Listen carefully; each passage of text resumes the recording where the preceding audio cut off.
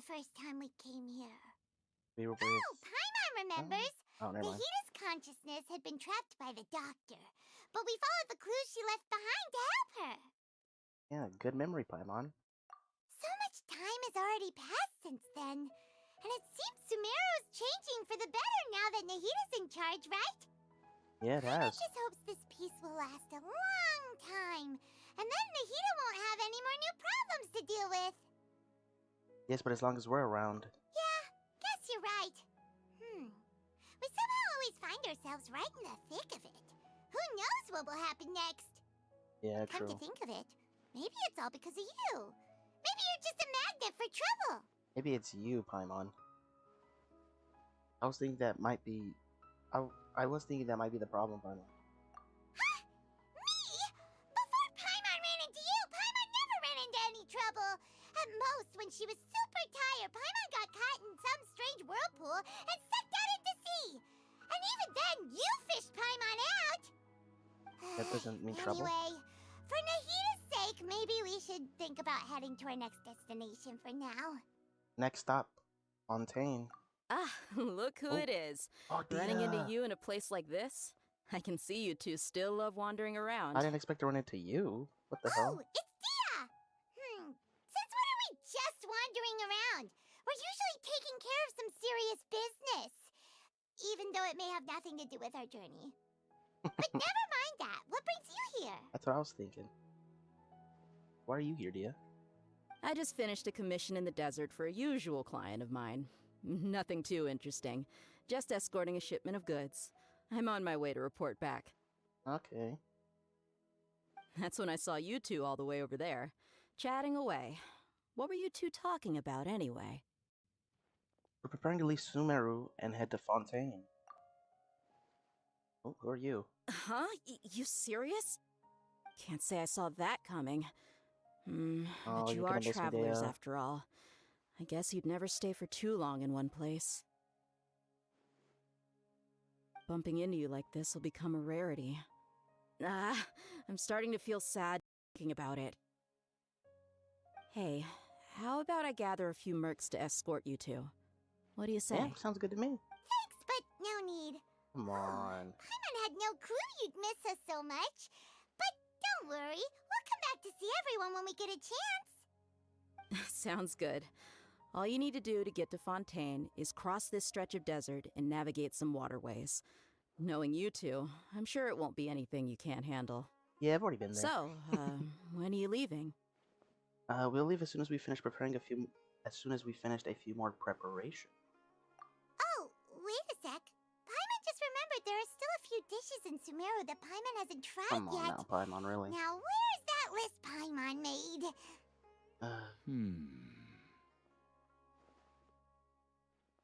For you, sir. I see. Guess you won't be needing a going-away party or anything. It's sad enough to see you go like this. Don't be sad, Though, now that I think about it, Sumeru wouldn't be what it is today without you. Seems true heroes always prefer leaving quietly. By the way, should we go say bye to Nahita? You'll know from our dreams anyways. Oh, good point. Then there's no need to bother her in the real world. Then, I guess this is goodbye for now, Traveler and Paimon. Whether as a client or a friend, you're always welcome to come find me. Goodbye, Dea. Goodbye, Dia. Bye-bye, Sumeru. No, don't leave, Dea. No. The end of our journey in Sumeru. After selling matters in Sumeru, you approach the border with Fontaine. We're here. I remember when I first came here, when they first came out. I'm doing this quest like 2-3 weeks after Fontaine has come out because I just wanted to explore first. I should have done the quest first, but you know, it's whatever. Yeah, I've already explored most of Fontaine. I don't have every waypoint unlocked yet, but I'm getting there. I mostly just farmed for Lynette and Lenny and built them, which there will be a video soon for them. I still need to farm for Lenny's artifacts, which will be pretty soon. So be on the lookout for that video. Let's get to Fontaine. Go to the harbor. I think Fontaine is still gonna be one of my favorite areas. I just love the look of it so far, the way stuff is built, and the boss is already pretty cool. I hate the fucking crab because he's in the abyss now.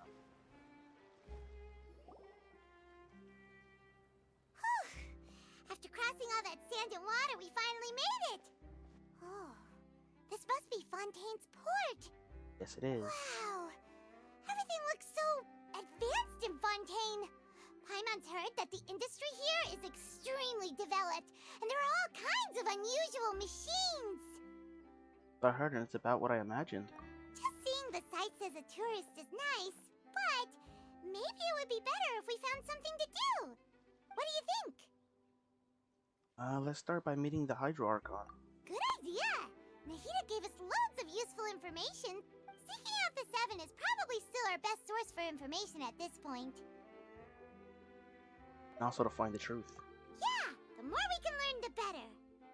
Let's go. What do you think the Hydro Archon's like? Will we get along? Nahida said that she has a very unique personality. Whatever that means. To learn about a nation's god, start with the nation's people. There seems to be some locals talking over there. Let's go see if we can join the party. Alright, let's go. If you ask me, it's a tragedy how things ended for him. Clearly, he was a pretty decent person.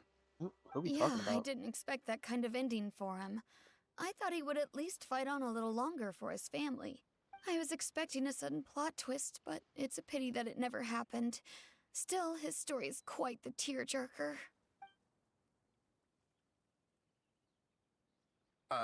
Excuse me.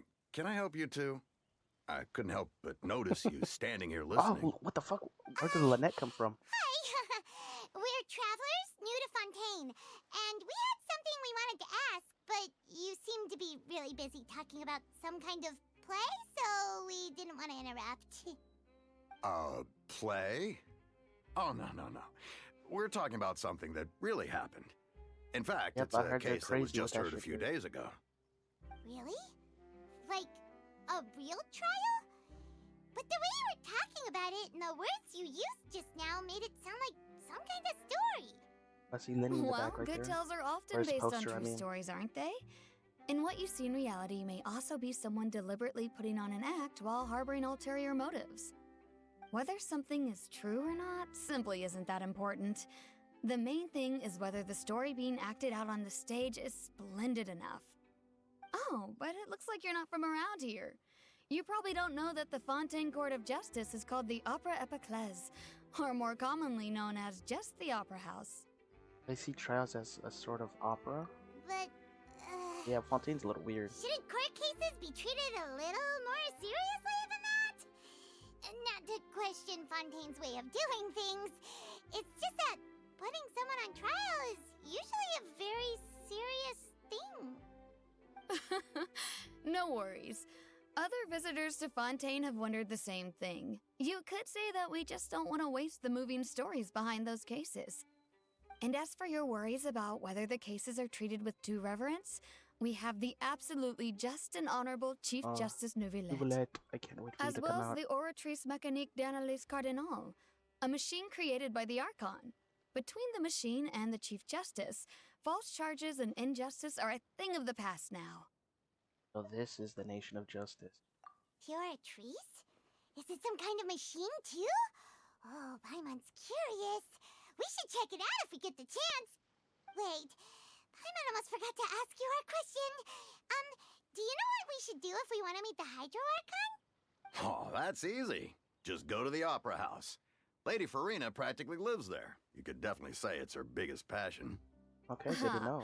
I think what they mean is that they wish to speak with the Archon personally. In that case, I'm afraid it's going to be a tad more difficult. You'll have to make an appointment well in advance, and it'll depend on whether or not she has any time slots available. Make an appointment. We don't make Is appointments. the Hydro Archon super busy taking care of official stuff? Wait, didn't you say that she's always at the Opera House? No. Lady Farina seldom takes an interest with the nation's affairs. The reason it's difficult to make an appointment is simply because she's incredibly popular. That's right. After all, she is the Archon. Though she may tend to get a little dramatic from time to time, people can't get enough of her. Huh. First time Paimon's ever heard of an Archon being described that way before. Wait! Paimon gets now! The Hydro Archon is kinda like a big celebrity here, right? Yeah, I suppose you could say that. Perhaps you could even say our mascot. Yeah, Hang on. This is still Fontaine's Archon you're talking about. kinda You wild. should show some more respect. You're just gonna call her a mascot. Yes, you're right. I guess I should at least try to be a little more respectful in front of visitors. Otherwise, I might get arrested and find myself face to face with Monsieur Neuvillette. Come on. Sure, there's a lot of laws here, but nobody's going to be arrested for saying something disrespectful about the Hydro Archon. They don't appear to fear her. Alright, I think we get it. Thank you! At least we now know that we can find the Hydro Archon at the Opera House. But who knows how long making an appointment will take? Guess we could have a look around the city in the meantime. Sounds good to me. What are you looking over there for? Lynette, there's a girl over there. Huh. Maybe something's the matter. She isn't going to jump into the water, is she? Maybe we better go check on her. Let's go see what Lynette's up to. I know it's kind of a spoiler for me, but you know, just knowing who she is. Interlude of, I don't know how to pronounce that. Lynette, don't need to build you properly. Hello there. Excuse me. Are you alright? Don't jump. Huh? I'm fine. Thanks. Oh, okay then. We just noticed that you seem to be worried about something. About many things, actually. But there's nothing I can do but just keep my troubles to myself. I was just reminiscing about a place my brother and I would play when we were kids. It was just atop that hill over there. See? You're pointing at the sea. Wait, are you saying that you and your brother lived in the water? Maybe they're mermaids or a fantastical race from Fontaine? No, people call the waters around Fontaine a sea. It's actually just an inland lake that's filled with fresh water. And no, I can still see that hill clearly in my memories. Now it's been completely submerged. He would skip and jump, tossing sand in the wind. The sun shone brightly, and the air was filled with the scent of the sea. But now, the water is gradually swallowing our memories. It won't be long before it swallows us. Sorry. Paimon doesn't really get what you mean. Someone's like, this bitch is crazy. I don't believe we've had Oh, the pleasure of meeting. Okay, already meeting, Are already you meeting him as Lynette's well. new friends? Sure. Oh, and you are? Thanks for looking after my sister. She often comes here to reminisce about our childhood, that's all. There's no need for any concern. Allow me to introduce myself. I'm Linny, and this is my sister Lynette. If I had to guess, I'd say you must be travelers from abroad. You'd be correct. Nice to meet you. Paimon is Paimon, and this is the Traveler. We just arrived in Fontaine. We were just talking with your sister. Even though we didn't really get what she was saying. I see.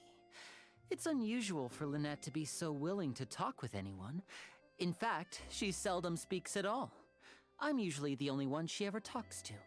Oh, really? Then you two are just like us. Paimon's always the one talking for some reason. There's hardly anything left for me to say when you around Paimon. So that's how you think it is? Yep. I also think my brother can be too talkative at times. Seems you were right, Paimon. We are quite similar. So, what did Lynette mean just now when she said that the water is engulfing your memories, and that it won't be long before it engulfs you too? Oh, that. It's from a prophecy that's been circulating in Fontaine for some time now. Well, I suppose prophecy isn't exactly the right word, because that implies a certain amount of uncertainty. There's no doubt about what's happening in Fontaine now. What's happening in Fontaine? Where to begin?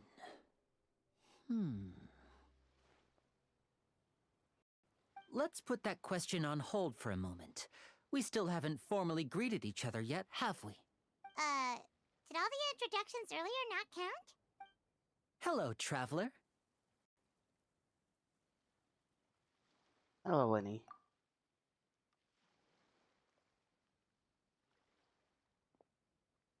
And hello, Paimon. Hey! Why didn't Paimon get a handshake? You're not Hands are Vulcan too small. Planet, Paimon, are you? Please, don't take offense. Just consider it a sort of etiquette we have here in Fontaine when making new friends. You should remember it. It might prove useful. Oh, all right then. Well, Paimon's just happy to have a local friend now. By the way, we were just getting ready to go to the Opera House to meet the Hydro Archon. Would you be able to show us the way? So you're going to see Lady Farina? No problem at all. In fact, I was planning to go to the Opera House later myself. I'll gladly take you once I finish things here. Sounds good. Please, follow me.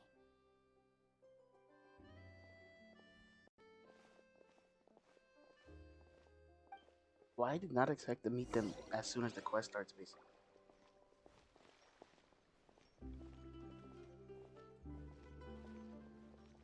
Shinha just stands out here, huh? I guess Yelan's a little bit better. You said you were going to see Lady Farina? Well, it seems Lady Farina has come to see you. Oh, she's already here? No way she's already here. Oh, it's her!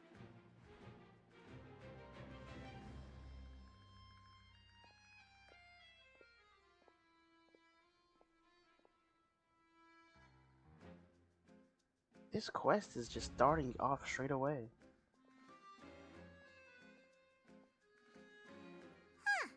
So, she's the Hydro Archon? But how did she know we were looking for her? My dear people, rich and poor, those with cup in hand and those with nothing at all, raise your glasses in celebration!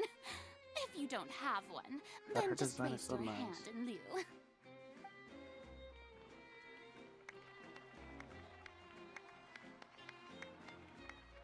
As you can all see, two unfamiliar travelers have arrived in our nation. Come, let us make a toast in honor Oh, her of this eyes. traveler and his companion who have journeyed here from distant lands. Okay, how did she know we were here? Is she talking about us? Yeah, she obviously is.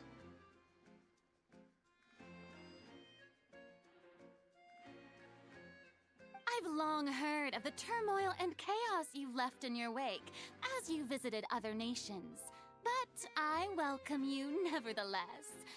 No, I have come to receive you personally. Fear is for insignificant cowards. I am a god, and I will never entertain the notion of such meaningless wariness. You can be rest assured. I see clearly your sincerity. Of course, seeking an audience with me is the most sensible thing to do. It will allow you to truly behold my power and witness my authority. Intelligent people always gather under the correct banner. I, Fosalor, hereby welcome you to the nation of Hydro and acknowledge the value and significance of your trip. Now, you may rejoice in this. Well, finding the Archon was easy enough. Yeah, Paimon still can't believe it. Feels like we've only been here for a few minutes. Maybe we have. But the Hydro Archon's entrance was, how should Paimon describe it? A little over the top? Miss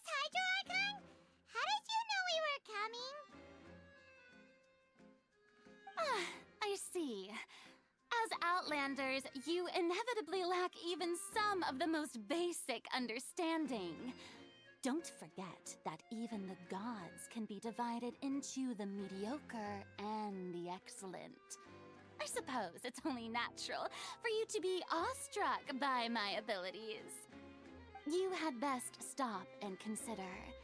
Do you really have the noble qualities and etiquette necessary to communicate with a god? All it takes is a flick of my Help him. finger for me to know everything about you.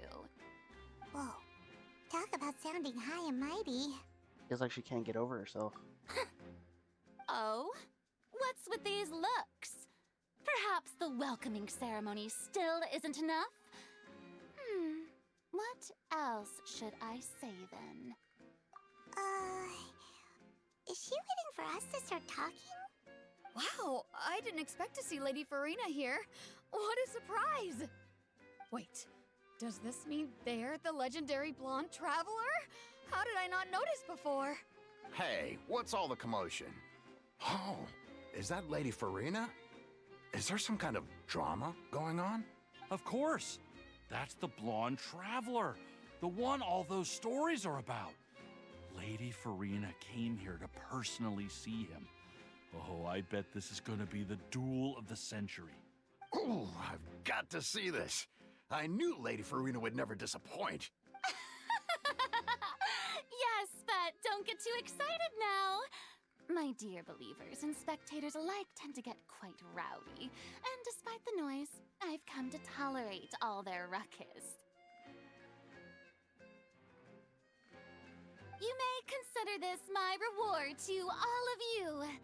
I have determined that there will be an epic duel between myself and this traveler from another land, just as you were hoping to see. That smug look. Now she wants to fight? Aren't we getting a little ahead of ourselves? Fighting gods, I've got a resume.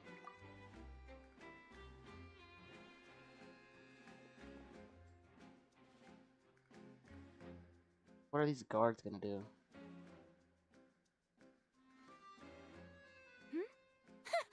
Are you not afraid? Might I remind you that this is a duel against the divine? What are you trying to do, traveler? Provoking a god in front of her people?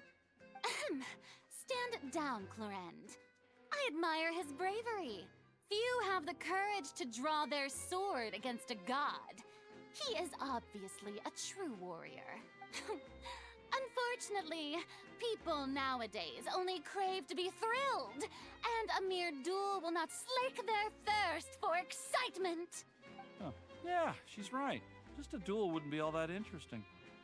On Araneus, criminals are always requesting duels to defend their honor. They're getting a bit old, to tell the truth. I mean, we're not a criminal, though. You see. Then, as the god of justice, I shall face this traveler in another kind of duel. A duel in court! Whoa, all right.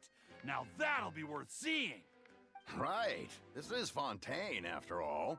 With such a grand opera house, it would be a pity not to use it. Why do you care so much about the crowd's reactions? Seems you've spent a little too much time in the opera house. Besides, how exactly do you plan to have a duel in court? You mean you're going to put us on trial? And we haven't committed any crimes. Oh, we have reason to put you on trial. It's obvious, isn't it? Obvious. According to Fontaine law, no one is permitted to release any flying objects within Fontaine city limits during the first 3 days of each month. What the fuck? You are clearly guilty of violating this law, no? Oh, so that's what they've done wrong. That's our Lady Farina. No one knows the laws of Fontaine like she does. Can we get Yanfei to You come call defend that us? obvious? What kind of law is that? Wait, flying object? You mean Paimon? Precisely! Now, if you two have no objections, then in the name of the Hydro Archon, I order your arrest. My Yeah. apologies, Lady Farina. I don't mean to spoil the fun.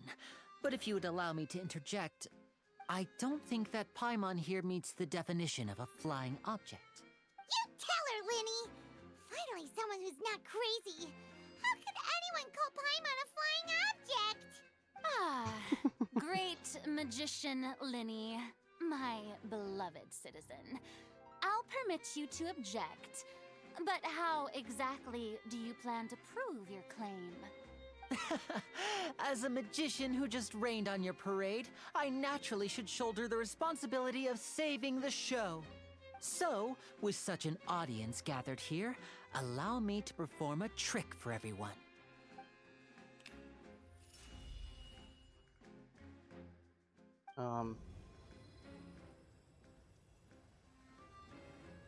Oh, that's what he did.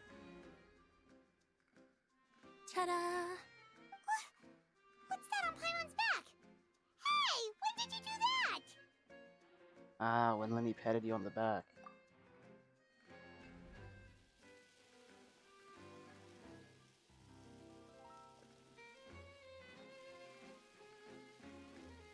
It literally just happened like 5 minutes ago. We don't need a.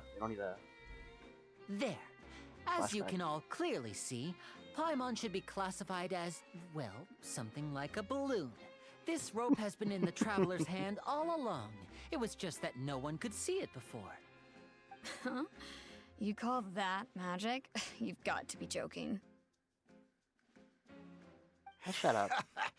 I thought it was pretty good. Nice one. Huh. I'm not sure what to think. It seems Lady Farina's charges no longer hold water.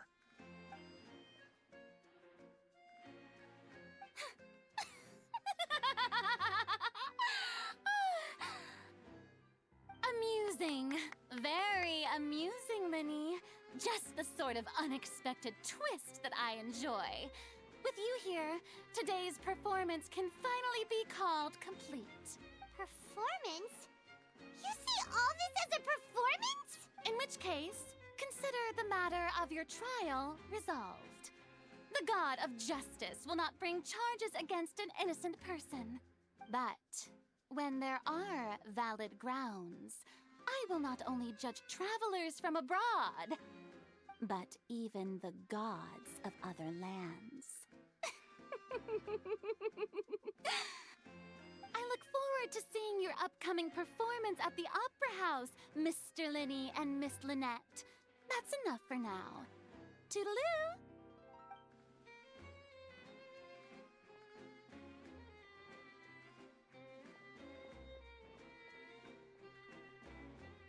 Well, that was crazy. And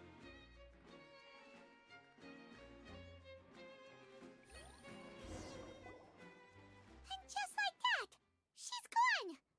Well, that's the most unpredictable Archon Paimon's ever seen. We never even had a chance to ask her anything. But that's a problem for future Paimon. That whole scene just now was really... Did you know this was gonna happen? Don't mention it. I just happened to remember that there was such a law, so I did a little preparation, just in case. I didn't think it would actually come in handy.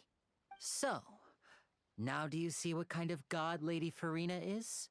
She Yep. can be a bit confusing at times, but she is still amenable to reason. Yeah, confusing in a good way. Yeah, confusing is a good way to put it.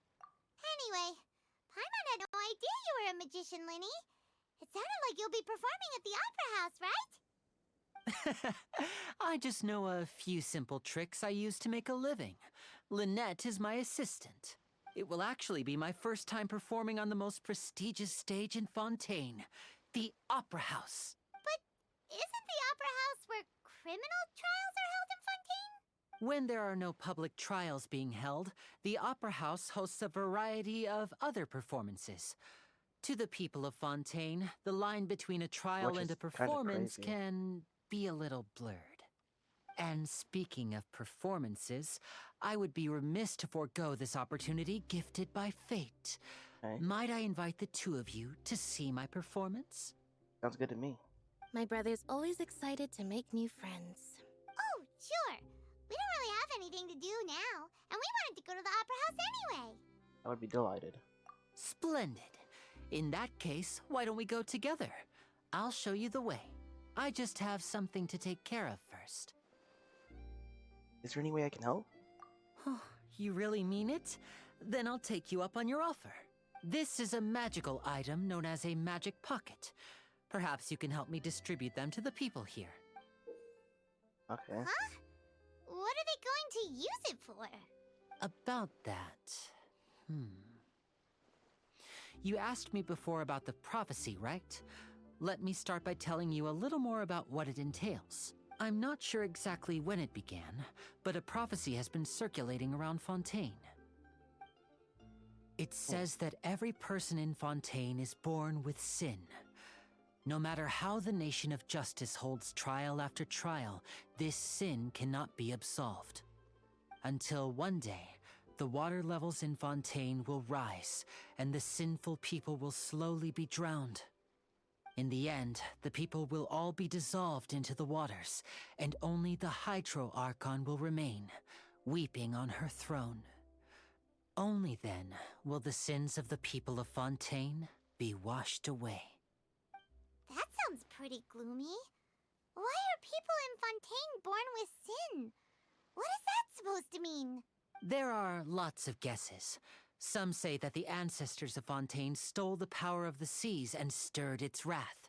Others say that the people of Fontaine never heeded the first Hydro Archon's warnings and offended Celestia. But here in Fontaine, evidence is what matters. There hasn't been concrete evidence for any of these claims, so they can only be regarded as conjecture. If even the people in Fontaine don't know what sin they committed, wouldn't it be better just to ignore the prophecy completely? Why bother feeling guilty all the time? That's exactly what the people did at first. But in the last few years, the water levels in Fontaine have actually started rising. But now the water's engulfing our memories. Many places have already been completely submerged, and now lie beneath the sea. Many people carry on with their lives as before and shrug it off as a natural phenomenon. But my family and I think that the people of Fontaine shouldn't ignore the possibility, which would end up sentencing them to death. We hope that at least the people who reside near the waterfront can move away before it's too late. So, we've started distributing magic pockets to them. As a magical item, these magic pockets have astonishing capacity. I'm sure they will come in handy when people are moving their belongings. Oh, Paimon gets it! It's like preparing for a rainy day! But this is more than a bit of rain. The prophecy is true. Perhaps only absolute power could ever contend with such a catastrophe. But who knows? We're just tiny specks in the grand scheme of things. Now, if you'd like to help, then please give these magic pockets to anyone nearby. Be sure to convince them to take it, regardless of what they say. Understood, Lenny. Like water disappearing into water. Sure, take your magic back. What's this? So you also believe in the prophecy. Keep it. I won't have any use for it. What? You mean you don't believe in the prophecy? No, I believe in the prophecy. But I also believe in another story. The story says that people once lived in the ocean. They were one with the ocean and couldn't live apart from it. But as time wore on, people desired to live on land and developed blood vessels, encapsulating the sea within their bodies. Thus could people set foot on land. So, if you ask me, when the water rises and takes us all, it'll be like we're going home. Oh, we okay. hadn't heard that one before. But people can't live underwater. They'll die. You should probably still take it. All right, I'll take it. I guess I just feel that being dissolved into the water doesn't necessarily mean death. Okay. No, sir. Oh. Please.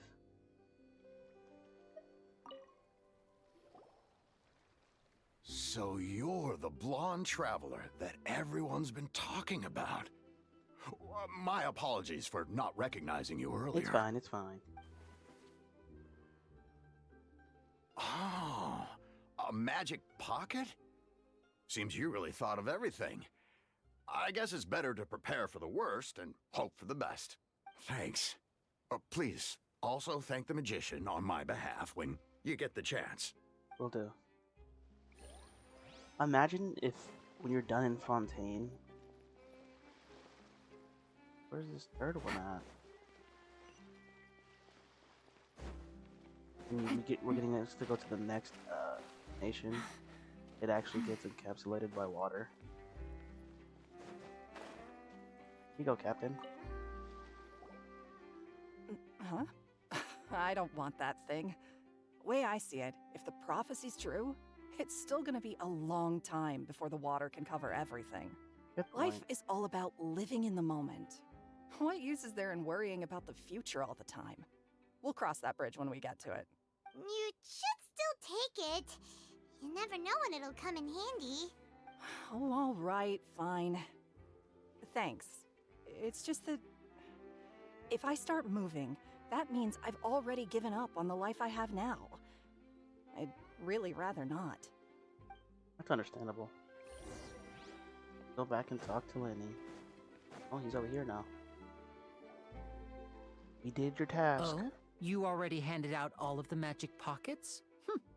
That was fast. So, what did people have to say? And you're I quite bet you heard stubborn. some, interesting opinions. And you're quite stubborn. Yes, but that will change once disaster strikes. I know they'll change their minds, so it's only right to help them prepare. Is there anything else you need to do before we leave? Yes, one last thing. I have the magic pockets made by a workshop in the court of Fontaine. Since we're out and about, I was thinking about bringing him some more materials. Okay. So, you want to collect materials? Just tell us what the materials look like and we'll help. Many hands make light work. Oh, that would be much appreciated. We'll need some Romaritime flowers. I remember seeing them near the waterfront on the east side of the harbor. Let's go get these flowers. Yes.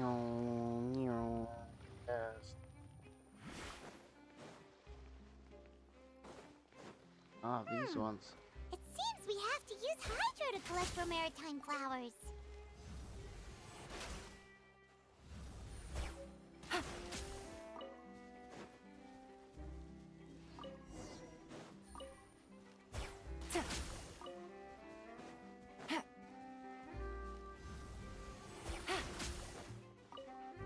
Go back to Lenny.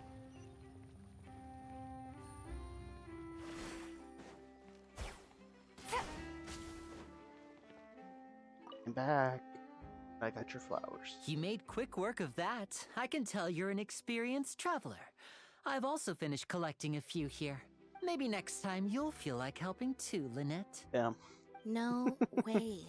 I'm in power-saving mode today.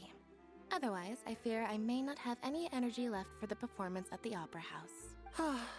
Fine. Though the performance is still a long way off. Now that we're finished here, we should get ready to head back to the Court of Fontaine. So, we're going to the Court of Fontaine before we head to the Opera House? Good. Paimon wants a tour of Fontaine's largest city and try... Oh. Wait, shh. Have you noticed that person over there? The young girl. Who is she? What's wrong with her? Paimon didn't notice anything. She's obviously a thief. Magicians and thieves practice similar methods. We divert attention, and a distracted audience is one that won't discover what you're really doing. Watch her movements carefully. Oh, yep. He just took his wallet. Oh, he's right! Shh, keep your voice down.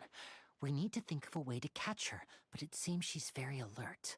Perhaps we should split up. You two can ride the lift over there and wait up top. I bet that'll be her escape route if she tries to run. Understood. All right, let's go. I'm gonna catch a thief.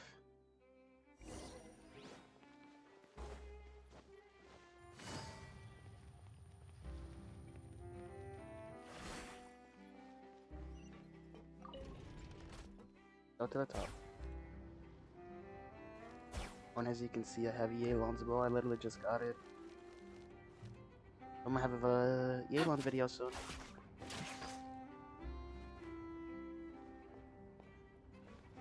Don't forget how long this elevator takes.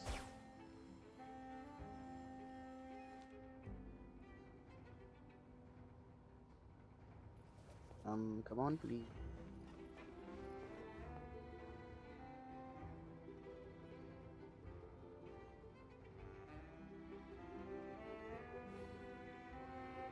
There we go. Now we wait. This is the spot where Linny wanted us to wait. Oh, she actually came. Oh, look! Isn't that her? Yeah, Paimon, just point straight at her. Try to make it a rest. Oh no! Did she notice us? She started running the other direction! What should we do? Should we chase her? Our job is to... The rest is up to Linny. Our job was You're right. She might also be trying to lure us away. block the path. Wait, but there's no sign of the thief. Nothing's happened for a while now. Paimon wonders if Linny caught the thief. And there's no reason for us to stay here. Let's go find Linny. Yeah, let's go. Watch her go past now. Oh, Are you sure that's all she took? You should check to make sure you're not missing anything else. No, that was all. Oh, I can't thank you enough. I didn't notice a thing earlier. Anyway, I should be going now. Thanks again. Oh, were you returning what the thief had stolen? That's right. Pity I wasn't able to catch her. She distracted me by dropping the thing she stole on the ground. By the time I looked back, she was already gone. I saw the general direction she went, but Linny twisted his ankle, and I needed to make sure he was okay. Oh, did you get hurt, Linny? I'll be all right. It's just a twisted ankle, that's all. In fact, it's feeling better already. If you want to play at being a hero, at least try not to get hurt doing it. Imagine what would happen if you managed to derail our performance as a result. You're right. Sorry, Lynette. I have to admit that the thief was even more skilled than I had anticipated.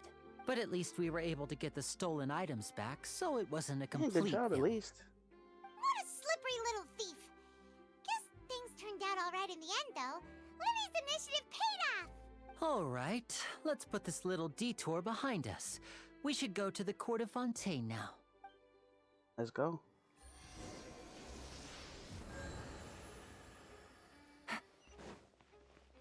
Take it easy. Oh. Lighting was perfect when I took these photos.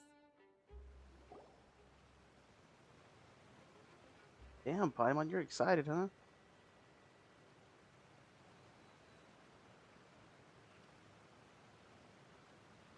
So, we ride this thing to go into the city? What an ingenious way to get around. People in Fontaine really know how to use water.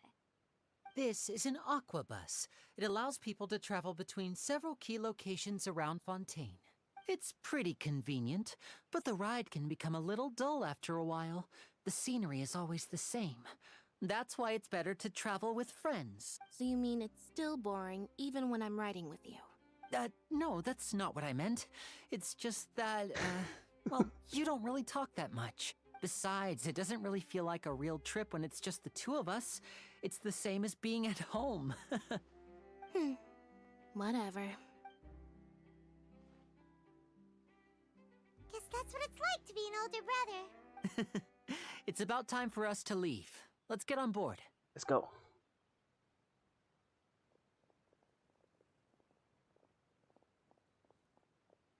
Oh, is that Charlotte? It's Charlotte, yeah.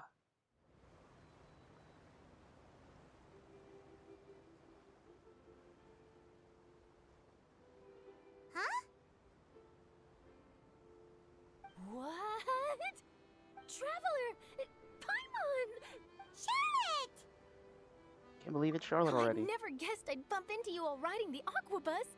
In the story of my life, this is big news. What are you doing in Fontaine? I didn't hear anything about you paying us a visit. Yeah, it's quite the coincidence. But as travelers, we're always on the move. It's not surprising that nobody knew we were coming. Except the Hydro Archon. Though we still have no idea how the Hydro Archon knew about us. What's about? It's because that guy. Oh, let Paimon introduce you to our new friends. Oh, no need for introductions, Paimon. I would recognize the great magician Linny and his assistant Lynette anywhere. I wouldn't be much of a reporter if I didn't know who they were. It's a pleasure to meet you. I'm Charlotte, a reporter for the Steambird. Nice to meet you. From the Steambird, huh? We've often relied on your paper to promote our performances. It's an honor to meet you. Now that everyone knows each other, Fontaine suddenly doesn't feel like such an unfamiliar place. So, what have you been up to lately, Charlotte? Any big news? I wonder when Charlotte's gonna come on the banners, man. I wanna play her. Not too much. When there isn't any breaking news, I mainly cover the trials at the Opera House. You can still manage to keep readers' attention as long as you tell things from a clever enough angle, even if it's the same old topics. For example, reporting on how a scammer once deceived vulnerable girls into relationships, or how a financial criminal was once so poor that they ate a single piece of bread for 5 days. That would definitely get my attention. You're right. Seems you know me pretty well. What I'm really after is exclusive, sensational news pieces that could shake the country. These smaller stories are a waste of my talents. Oh, I just remembered. I've been following a case lately. Well, a series of cases, actually. You mean the serial disappearances of young women case? That's right. These stories are the talk of the town right now, and it's probably the most mysterious case we've ever seen. If I'm the first with a draft ready to publish when the case is finally cracked, and it's the headline story in the Steambird, oh, when that happens, I bet all the other reporters will shed tears of envy. I've already gathered all kinds of materials. I just can't wait for the truth to be revealed. So, what is the serial disappearances of young women case? You mean the culprit hasn't been found? That's right. The first missing girl case happened almost 20 years ago. And ever since, after a period of time, another girl disappears.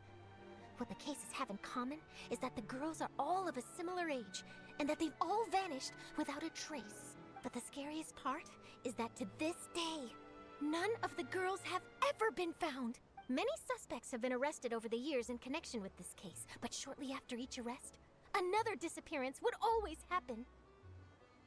Okay. Must be more than one criminal at work. Yes, it's possible. But either way, I believe that every case has some precise truth behind it, waiting to be exposed. Yes, I agree. And at the very least, the family of those missing girls deserves some sort of explanation.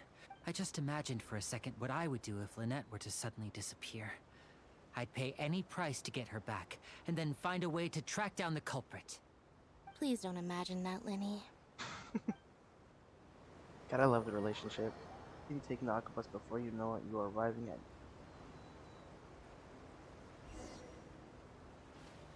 I believe we're running into all these characters so early on in the quest. Like at first, it's usually like we run into an NPC. They take us to a character, and that character takes us to somebody else, and so on and so forth. But off the bat, we already met the Hydro Archon, Linny, Lynette, Charlotte. Hey, we're almost there! Look! I love how Fontaine looks, man.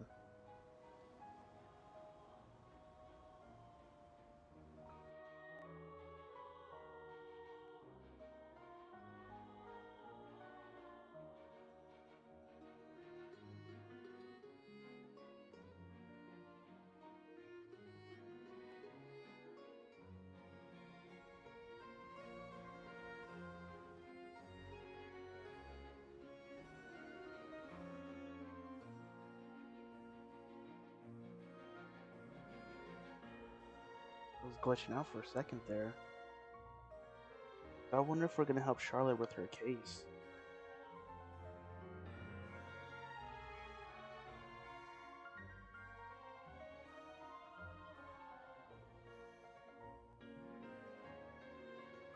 Well, I really enjoyed chatting with you. Life should be full of pleasant little surprises like this. You're leaving already? Us as well. The ride went by too quickly. I have an interview to get to. I should get going before I'm late. Okay, bye, Charlotte. Okay, Paimon hopes we can chat again soon, Charlotte. See ya! Bye now. Oh, be sure to stop by and see me at the Steambird when you have time. Will do. I honestly didn't think we were gonna run into her Tough now. job. Always running around and interviewing everyone. Well, where should we go now? If you don't mind, how about we stop by my home first? Besides, I still have all the materials we collected. Sure, we wouldn't mind at all.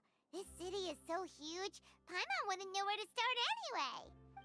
Alright, let's go, Lenny. Where are we going?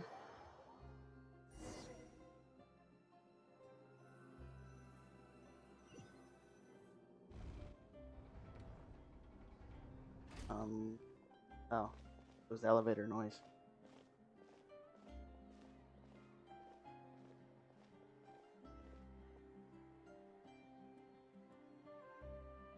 Ugh, it's so beautiful. I love how they designed Fontaine. It's so cool.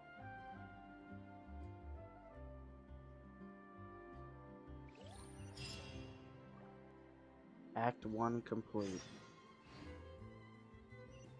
Right? Was that Act 1 or is this... No, it's still Act 1, okay.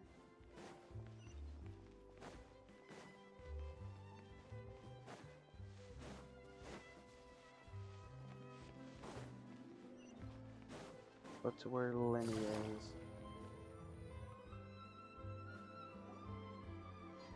This is our current abode. Ah, Fremine, you're home. Oh, nice. Where did everyone else go? I have some new friends that I would like to introduce. Oh, they all just went out a moment ago. I see. Everyone is getting busier now that Father will be returning soon. I suppose that can't be helped. Allow me to introduce you to my little brother, Fremine. He is a phenomenal diver. Good to see you. I can't wait to get you on the next banner. Hello. Hi. Nice to meet you. Paimon is Paimon, and this is the Traveler.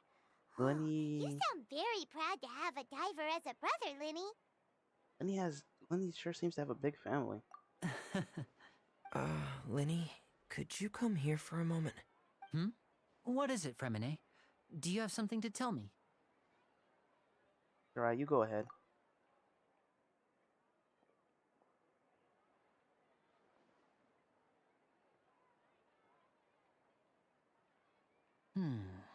Okay, I see. Is everything all right? Oh, it's nothing. We were just discussing a little housework. Sorry for the interruption. No problem, no problem. Before I forget, the Traveler and I collected more materials to make magic pockets. Were you able to get any, Fremine? Yes, I went diving and gathered lots of materials. I was about to give them to you. That's our Fremine, always quick with the underwater work. All right, I'll take these to the workshop. Are you actually gonna go into their house?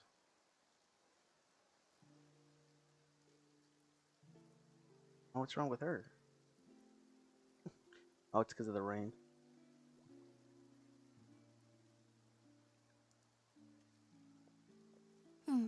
Looks like rain.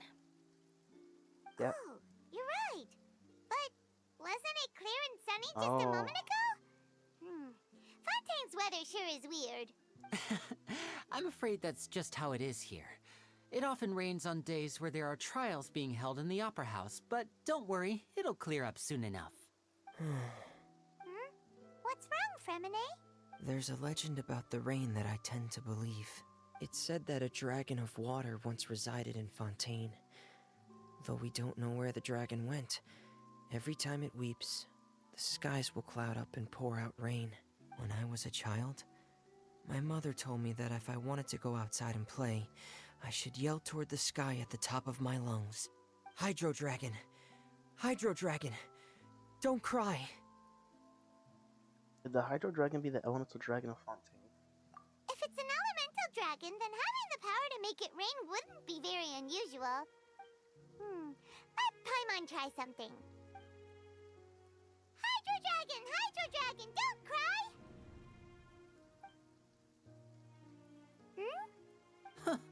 Doesn't seem to be of any use. It is just a legend after all. You know, you might be a more popular magician if you understood the concept of romanticism. Or could at least play along. Sorry. It might be because we've never met the Hydro Dragon. Perhaps it can't be comforted by the words of strangers. I've already seen people talking about Hydro Dragon. It could be Nouvelle and shit like that. It rained for longer than I suspected. Oh, it's already getting late. Was there something you needed to do, Linny? Yeah, some preparations for the show at the Opera House. I need to find a way to catch the last aqua bus of the day. On the day of the performance, just ride the aqua bus to the island of Araneus. I'll have Lynette meet you at the fountain in front of the Opera House. Sounds good. You go ahead, Lenny. Oh, are you leaving now? What is it, Fremine? I'm in a hurry. Oh, I get it. You feel nervous delivering the materials for the magic pockets, is that it? Perhaps we could trouble the Traveler to help us take these materials to the Beaumont workshop and deliver them to the owner there? I'm afraid that Fremine can be quite introverted, and the boss there tends to be pretty talkative. Fremine has always been a little afraid of her.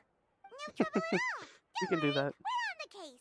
Sorry for the inconvenience. It's all good for Renee. I'm quite useless when it comes to such tasks.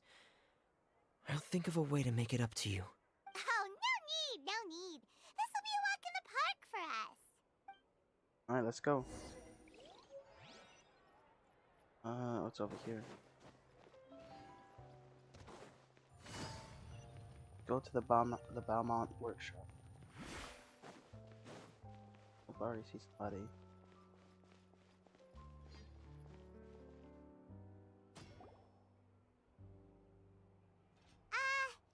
Hello? Is there anyone here? Oh, hello there. New customers? Looking to buy, or do you need something made? Or perhaps you're just looking for a chat with me. Oh, no. We're just here to deliver some materials. Here they are. They're for making... what were they called again? These must be for Magic Pockets. I could tell right away. I've already made several orders worth now. Do we need to pay? No need. They've already prepaid several batches worth. When they told me what they'd be using them for, I even offered them a discount. But they insisted on paying the full amount, saying that I had a business to run. Yep. It seems both their hearts and their pockets are made of gold. Whoa.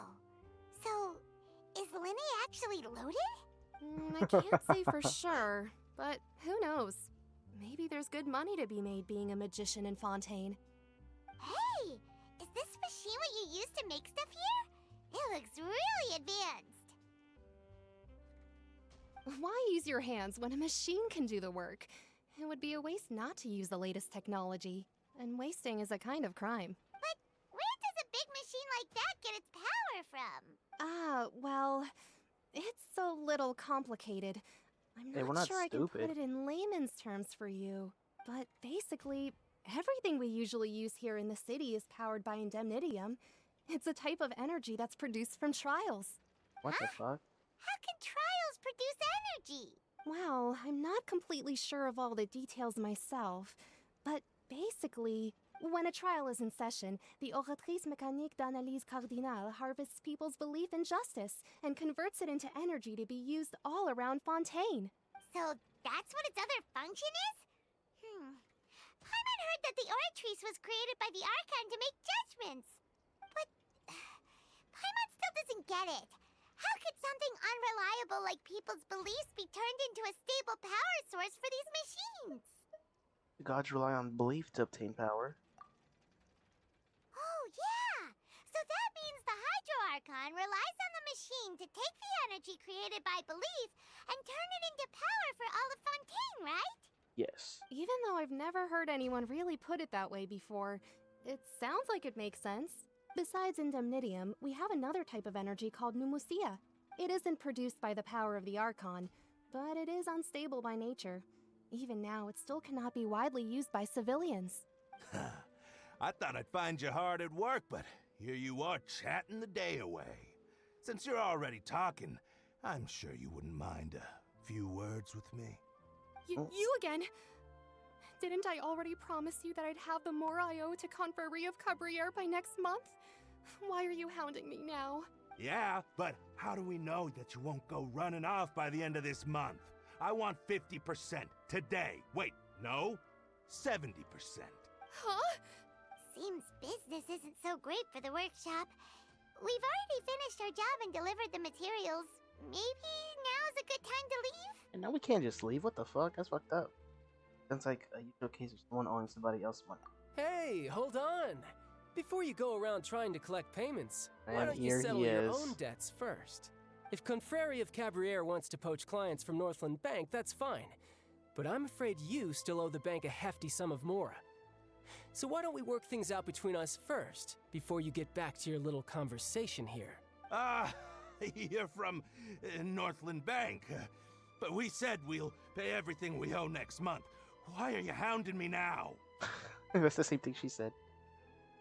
Traveler, Paimon! I didn't think I'd run into you here in Fontaine. What are the chances? We're surprised to see you too. What are you doing here in Fontaine? You didn't want to stay in Snezhnaya? We sure seem to have run into a lot of friends today. Long story short, I've already been in Fontaine for some time now, and honestly, things have been pretty boring. But it seems that fate brought our paths together today. Not only will I have some good friends here now, but ones who always seem to find trouble. Either way you look at it, it seems things are going to get a lot more interesting now. Pretty sure we'd want to avoid anything that you'd find interesting. Besides, our trip here has gone pretty well so far. Right, Traveler? I think we've already weathered enough storms for now. Hey, you, Northland Bank boy. Northland Bank boy. Forgetting something? That's his new name. Don't interrupt. It's not often I run into the Traveler like this. Why don't you wait for me over there for a while? You kidding? Aren't you the one looking for us? You really expect us to sit and twiddle our thumbs while you catch up with your friends? Listen to me, boy. If you want your mora, fine. Why don't you come and take it? Oh. Hey, I just said not to interrupt. Oh, by the way, Traveler, the last time I took Tonya and Tusser ice fishing, Tusser said, Hey! That's way over the line! All right, boys, let's see who has to pay up now! Can you at least let me finish one sentence? Fine. Though the bank told me not to get rough with our clients, you're the ones who started it. This is an act of self-defense. You two will have to be my witnesses, okay? Go ahead, they're all yours. I'm sure this won't take long.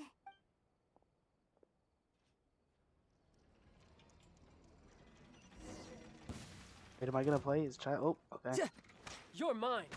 Yeah, yeah, yeah. Brace yourself. This is gonna hurt. Yeah, yeah.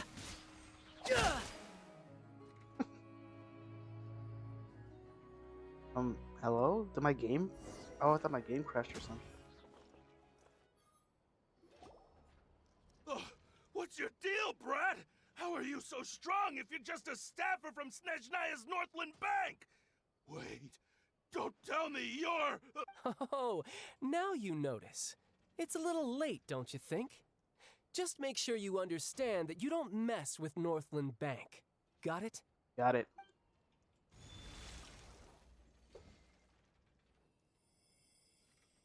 Huh? Oh, it's the Archon. Now's my chance! Damn. Damn. Huh. That was weird. It has to be the Archon. I'm not What just sure. happened? It's as if I suddenly lost control of my hydro powers when I needed them. Maybe there's something wrong with my vision? Strange. How could that happen? First time Paimon's ever heard of someone losing control of their vision. Never mind. It doesn't matter. If I want to stay sharp, I shouldn't be relying too much on my vision anyway. Besides, I always have my delusion in case I need it. You better not use your delusion too often. So what are you doing in Fontaine, child? I don't see it's work for Northland Bank. Well, I guess it's because I've been in a bad mood lately. Huh? What kind of reason is that? Wait, since when do you feel down about anything? I don't know. Maybe I still have a lot to learn about myself. But recently, there seems to be some sort of restless power stirring inside of me. And I don't know why, but every now and then I feel like I'm in a terrible mood. Maybe you losing control of your vision just now is connected with that power you're feeling inside. That is a possibility. You have any idea where it came from? I can't remember if I ever mentioned it before, but when I was 14, I fell into some unknown abyss. It was during that time I learned nearly all of my abilities. The one who took me under her wing and taught me was named Skirk. She was always quiet and very mysterious. Nobody knew where she came from or what she had been through, and she was always very strict when teaching me combat techniques. One time, I asked her why she was willing to take me on as an apprentice. From what I could make of her answer, it was because I had awakened it, and traces of it remained on me. She said that all my combat training would be useful in the future. But what is it? What did you awaken? She never explained that, but my guess is that it's related to a dream I saw when I had just fallen into that abyss. In my dream, I was in the deepest depths of the sea, and the boundless seabed was all around me. But in front of me appeared a whale that was so massive, I felt like I couldn't breathe. A whale? Oh, that sounds familiar! When we fought against you before, you summoned a huge whale that seemed to leap at us. Is that the one? That's just an abstract form of a whale that I create using my elemental powers. It takes that shape because the scene I dreamt of the whale has always been stuck in my mind. I'll never forget it. So you used the whale as inspiration for one of your moves? Huh. Seems a little twisted to Paimon. The power inside you connected to your incident in the abyss. So why don't you just go ask your master? Maybe she knows the answer. You make it sound so easy. Ever since the incident I experienced there, I've never stopped searching for Master Skirk and that unknown abyss. But it's been years now, and I've still found nothing. There isn't even a trace of the place where I remember falling into the abyss. Oh, it sounds like some kind of ghost story. Yeah, I'm out of leads at this point, but there's nothing more I can do. It seems that strange encounters in this world tend to be elusive like that. Oh, seems the time really flies when I'm talking with you. I just remembered I have somewhere else I need to be, so I should get going. What? More work for the Northland Bank? Talk to you later, child. No, it's more of a personal appointment. Lately, I've been sparring with some of Fontaine's official champion duelists whenever I'm feeling bored. Official champion duelists? You mean it's their job to duel? Yep. In Fontaine, before a criminal goes to court, they're given one chance to defend their honor by requesting a duel with an official champion duelist. The champion duelists are all-powerful fighters selected from among the nation's best. And the duel itself is a no-holds-barred fight with no specified stopping point. Okay. So engaging in such a duel is regarded as a symbol of defending your honor. If a criminal manages to win the duel, they'll be acquitted. But if they lose, they'll have no choice but to stand trial. That's kind of fair, I guess. And the worst-case scenario is that you're simply killed in the duel. Yeah, Though it's never rumored mind. that Fontaine has a death penalty, from what I can tell, no one has ever been officially sentenced to death. So really, the only people who opt to duel are those who have suffered a grave injustice in being accused, or those who greatly value their honor. Otherwise, why gamble with your life? So, do many people actually get out of their trials by winning the duel? Apparently, it's exceedingly rare for anyone to actually win. Fontaine probably enacted this system as a way to show that the nation respects the honor of its citizens. Besides, none of the champion duelists are to be trifled with, which is exactly why I was itching to face them as soon as I got to Fontaine. Apparently, the one I'm meeting today, Clorinde, is the strongest of the champion duelists. I had been asking her for some time before she finally agreed to face me today. Well, that's child for ya. Paimon feels like we heard that name somewhere before. Clorinde. Yeah, it's when we met the Hydro Archon. Oh, before I forget, I want you to have this. Is that a delusion? Your Wait. vision? Oh. You're seriously just giving it away? I'm just worried that it could become uncontrollable again. I'd be pretty upset if it got in the way of my duel, so I think I'll be better off without it for now. Besides, I just need you to hold on to it for a short while. I'll come retrieve it when I have some time later. Paimon knows what you're up to. You just want an excuse to come talk to us again, don't you? The faces. Whatever gave you that idea?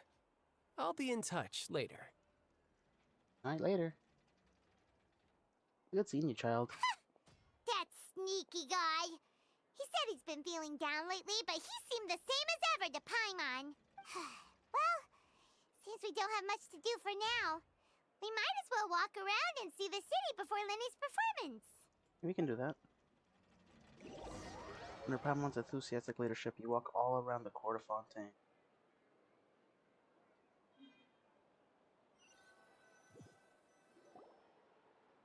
Wow! Who could have seen that coming?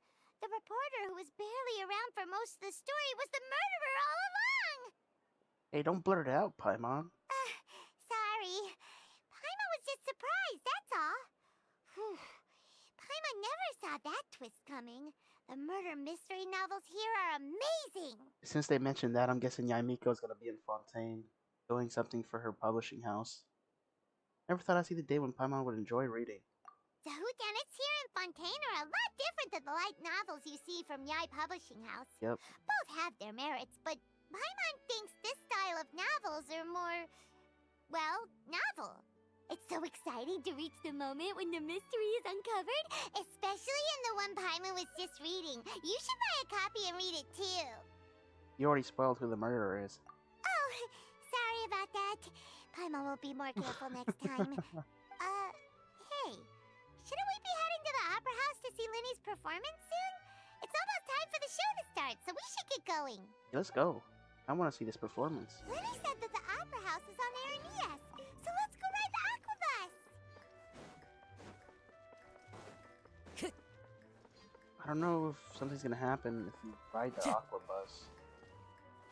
The Aqua Bus is down here. Where the hell's the Aqua Bus at? I came down here for no reason.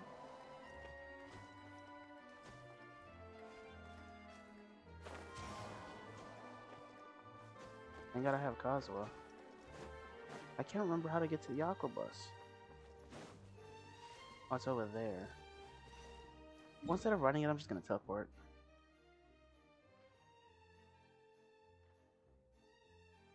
So what Aqua Bus would I even ride? Oh, I'd ride this one. I'm gonna go that way, then just run. I'll just teleport, I guess. If I miss something, I'm gonna be upset.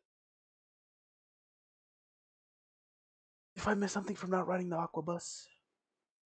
Let's go. Go to the Fountain Plaza, or the Opera House.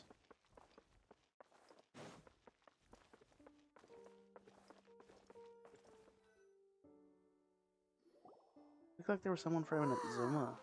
Now this is fancy! The Opera Epiclese.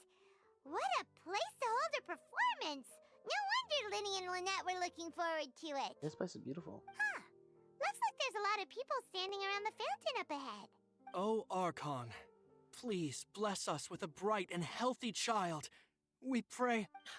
I don't know why you always feel the need to ask so much. I'll be happy as long as our child is healthy and lives a peaceful life. I guess if they're our kid, then there's no doubt they'll turn out smart. The wishing well, like Maybe Fontaine, this is or one of the Mondstadt. customs in Fontaine. There sure are a lot of couples here. Vache. What? Huh? What's wrong? Vache. Vache. You just say something, Paimon? No, Paimon didn't say anything. Are you hearing things? Whose voice was that just now? Welcome to the Fountain of Lucine. All the water flowing through Fontaine converges here. It's customary for newlyweds to come here and wish for children.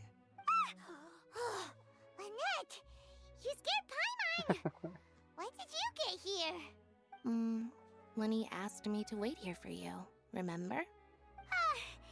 Right. I seem to hear a faint voice just now. What do you mean? There are a lot of people here right now. The voice was coming from the fountain. there, Paimon, are you? Besides, it's the middle of the day.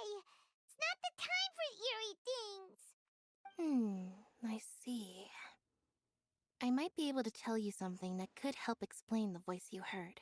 In fact, you might not be imagining things at all. I suspect that what you heard is a result of your hypersensitivity to the hydro element.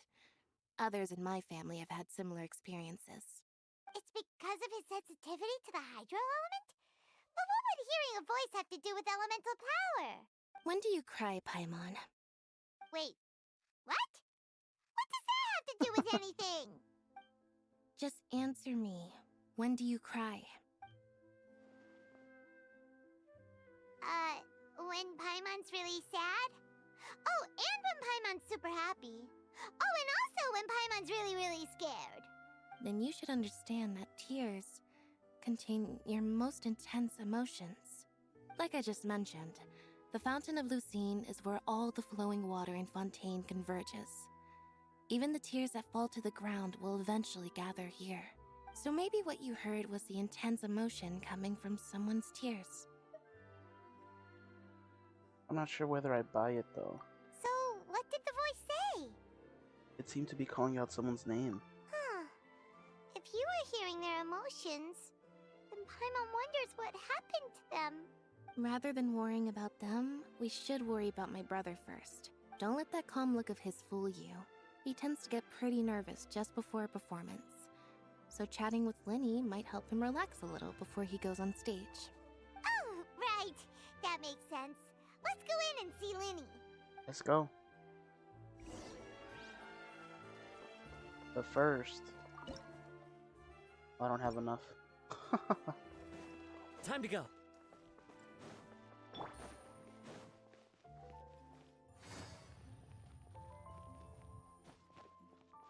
Oh, enter Opera House. Can I have come in here the whole time and I just actually never came in? Or is this just quest exclusive building?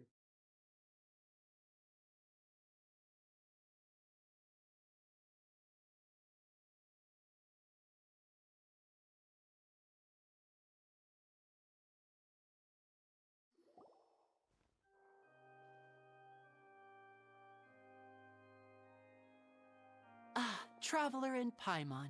Good to see you. I knew you two would come. Are you kidding?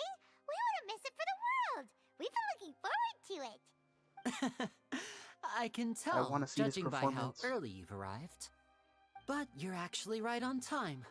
The audience still hasn't started entering the venue yet, which means now is the perfect chance for us to take you to the best seats in the house. Wait just a moment. I'll fetch the tickets. Okay. Yeah, I've been almost completely spoiler free on this. I only know about like one or two things. But the rest of the story I have no The Opera clue House about. has assigned seating, so you always have to make reservations. I've already reserved your seats, and here are your tickets. Ooh, front row seats. Thanks, Linny. Thanks, Linny. Don't mention it. There's no need to keep thanking me. I'm so glad I got him. Hey, Linny! Could you come over here and take a look at this? Oh, I'll be right there. Seems there's an issue with the stage props over there. That's Cal, my assistant, calling me. I'll go lend him a hand. Let's get busy. Yeah, we'll just go to our seats. You go ahead, Linny. I hope this is a fully animated cutscene.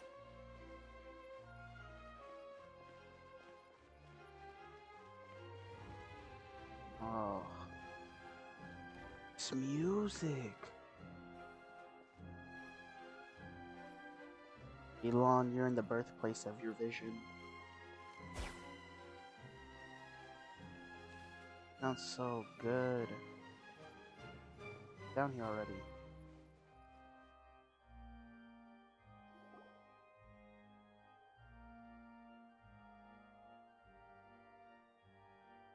No. These should be our seats. Come on, let's sit down.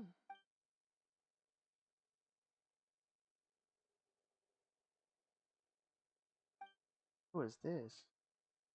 Is this Lev?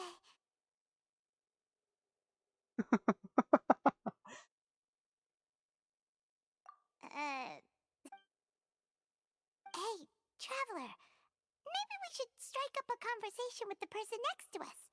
Since we're sitting together and the rest of the place is practically empty still, it's kinda awkward if we don't say anything.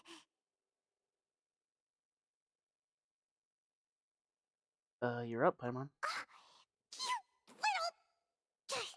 Of course you put this on Paimon! I love the faces they make. They make the characters have way more emotion now. Excuse me, I did not realize you felt awkward. Oh my I god, your am terribly voice. sorry. I would be perfectly happy to chat with you if that is what you would like. Oh, so you heard all of that, did ya? Boy, you sure have good ears. Paimon thought she was keeping her voice down. Wait, that's not it, Paimon's. Sorry. Paimon's the one who was being rude, talking under her breath like that. So, let's talk, but, what should we talk about? Getting even more awkward. Oh, Paimon's got it. You're also here early and sitting in the front. Are you a friend of Linny's too? A friend, you say? Well, if Mr. Linney would like to be my friend, I would be more than happy to reciprocate. Oh, so you're not friends with Linny then? Oh, this is getting more awkward by the second. Paimon nearly forgot to make her introduction. Nice to meet you. Paimon is Paimon, and this is the Traveler. We just arrived in Fontaine. It is an honor to meet you two. I have heard of your deeds across Tevat. And as required by proper etiquette, I will also introduce myself. I am... Oh, Monsieur Nervillet. What an honor it is to have you here to see my show. Ah, Mr. Linney. I should say it is in fact an honor for me to see your performance in person. Wait, Nervillet? Could he be... I saw you all chatting just now, but it seems you still don't know who Monsieur Nervillet is. Allow me to introduce you to Fontaine's Chief Justice. That seat is always reserved for him. It wouldn't be too much to say that he's the symbol of justice and honesty here in Fontaine. Whoa! Sorry for being so rude just now. Paimon had no idea you were such an important person. No offense taken. Being Chief Justice is merely what I do for work. Nearly every person has their usual reserved seat, so I'm not so special, really. And by the way, I should probably let you know, even though I would prefer not to, there's someone sitting up there in the VIP seats that has been striking a pose for quite a while now. I believe she is trying to give you a most elegant and impressive first impression. So I think you should take notice of her sooner rather than later. Otherwise, she may become flustered. Huh? Oh, it's Farina, the Hydro Archon. Huh. She sure has a smug and satisfied look on her face. Guess she has no idea that you saw right through her act. Very good. That is for the best. No need to pay her any more attention. We may now enjoy the show. Huh? So is this what things are like between the Chief Justice and the Hydro Archon? All right, please wait just a moment longer. I've pretty much finished my preparations, and the performance will start as soon as the audience has made their way to their seats. Yay! The show's finally about to start! Paimon can hardly wait! Paimon's never seen a real live magic show before! The crowd entered the venue and the curtains opened for the show. Let's go with it. Oh, they're dimming the lights! Oh, I The thought it show was must an be animation. starting!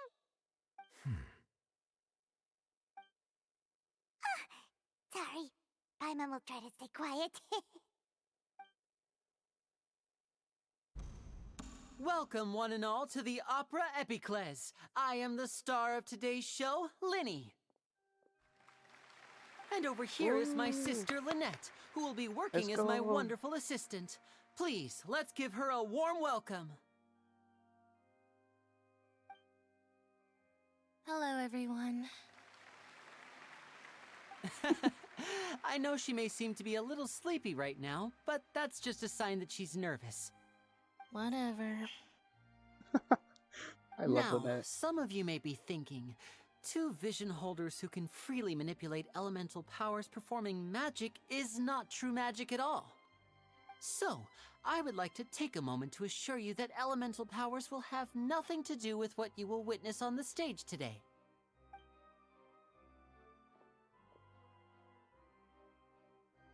Both Lynette and myself have removed our visions for the show. That way, even the gods won't be able to help us. Oh, good point. That's what makes the show real magic. Now, without further ado, let the show begin. Lynette will now exit the stage to make some preparations.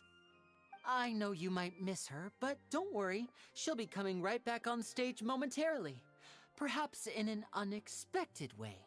I'm sure she'll be stealing the spotlight soon enough. Oh, and before I forget, there's one more thing I should say. You never know what can happen in the blink of an eye. Let's go.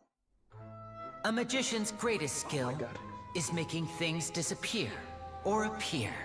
The possibilities are endless.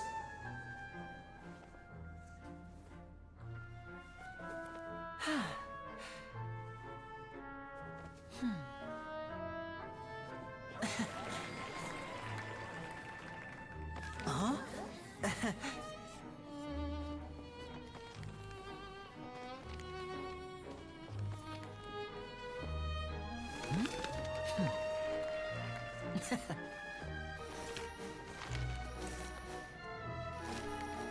But this isn't what you came for.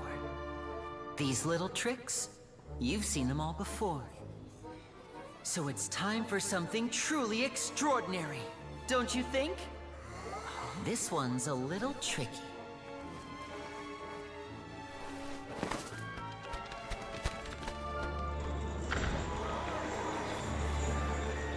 Using this water tank, I shall make my sister vanish completely, right before your very eyes.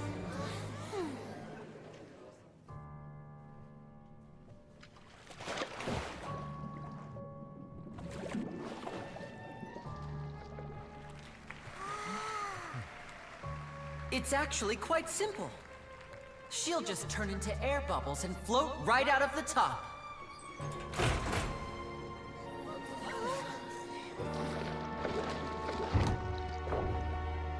Oh no! I told them to check all the props carefully. With the lid on, even air can't escape. An amateur magician would be getting very nervous right around now. Luckily, it's me on stage, so let me show you what a true virtuoso can do.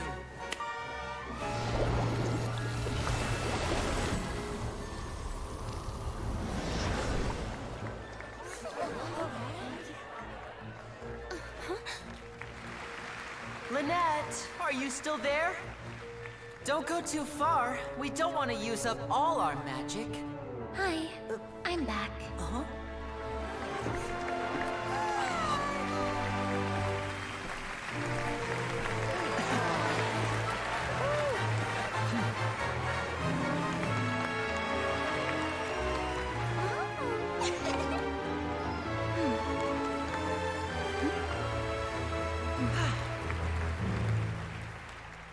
No, don't let that be it. No, I want more. No. That was good. That was really good. Whoa! What in the world just happened? How did he do that? Paimon didn't see him do anything. Wasn't Lynette inside the water tank? How did she disappear and then reappear out of nowhere?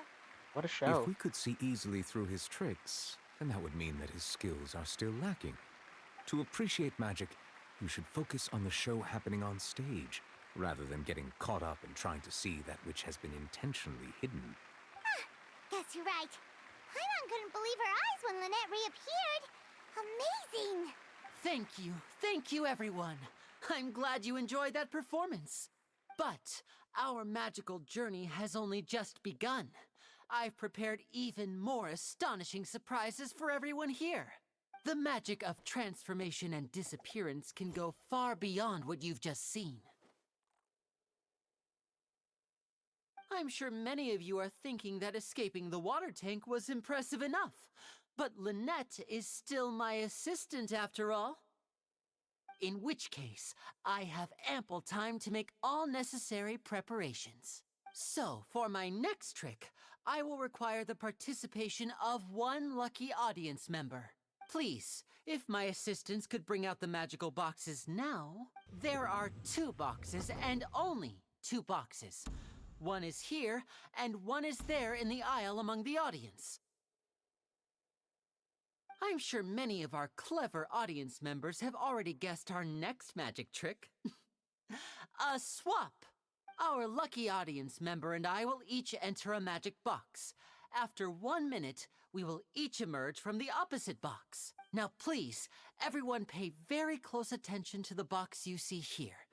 Don't give me any chance to make a move. Wow, how's he gonna do this? Hey, do you think this is all magic tricks, or does Lenny have actual superpowers? Let's watch and see. The lucky audience member will be generated by this random number selector. It selects numbers entirely at random. Even I don't know who will be chosen to participate.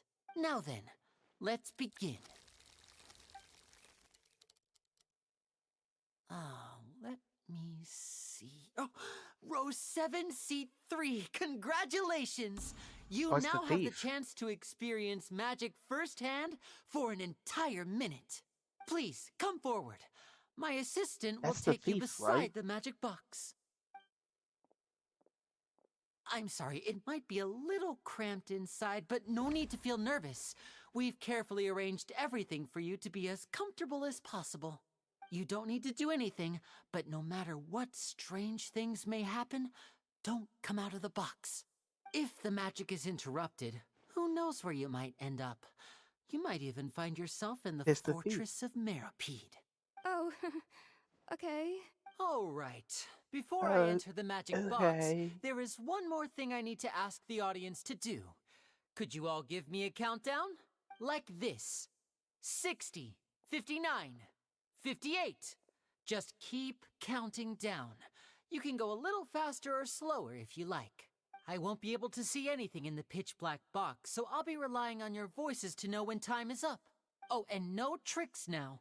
If you quickly count from 60 in just 30 seconds, then I'll be in a tough spot. Ooh, Paimon kinda wants to count faster after hearing him say that. I'm sure Lenny's prepared. No, that won't do.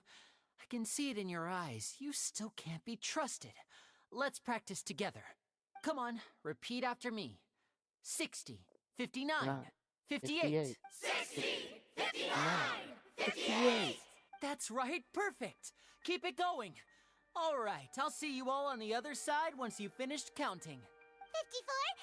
54, 53, 52. 52. Why aren't you counting, Nervalet? I am counting in my head. I think things are exciting enough in here as it is. Merely a consequence of my identity and personality. Do not worry about me. Just enjoy the show.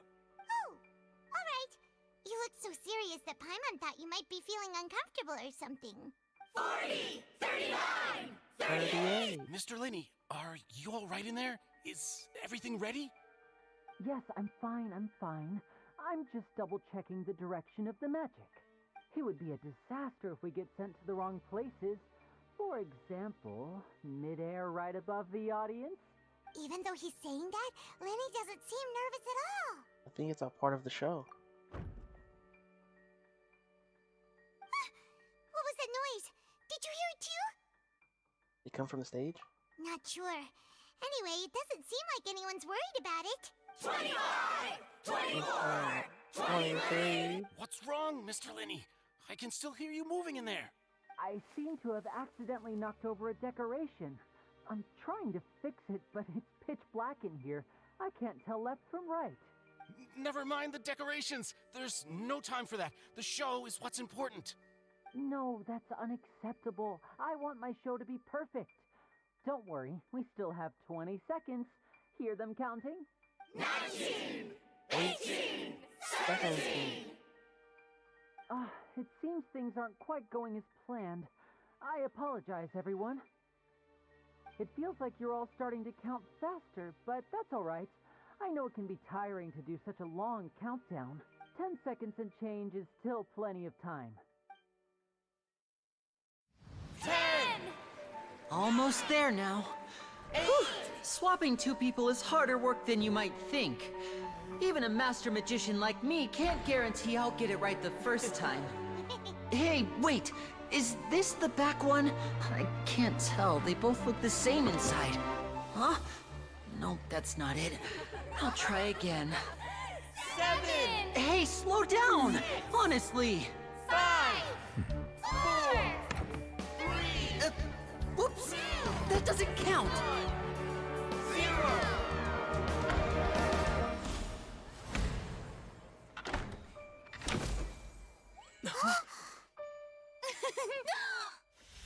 Ta-da!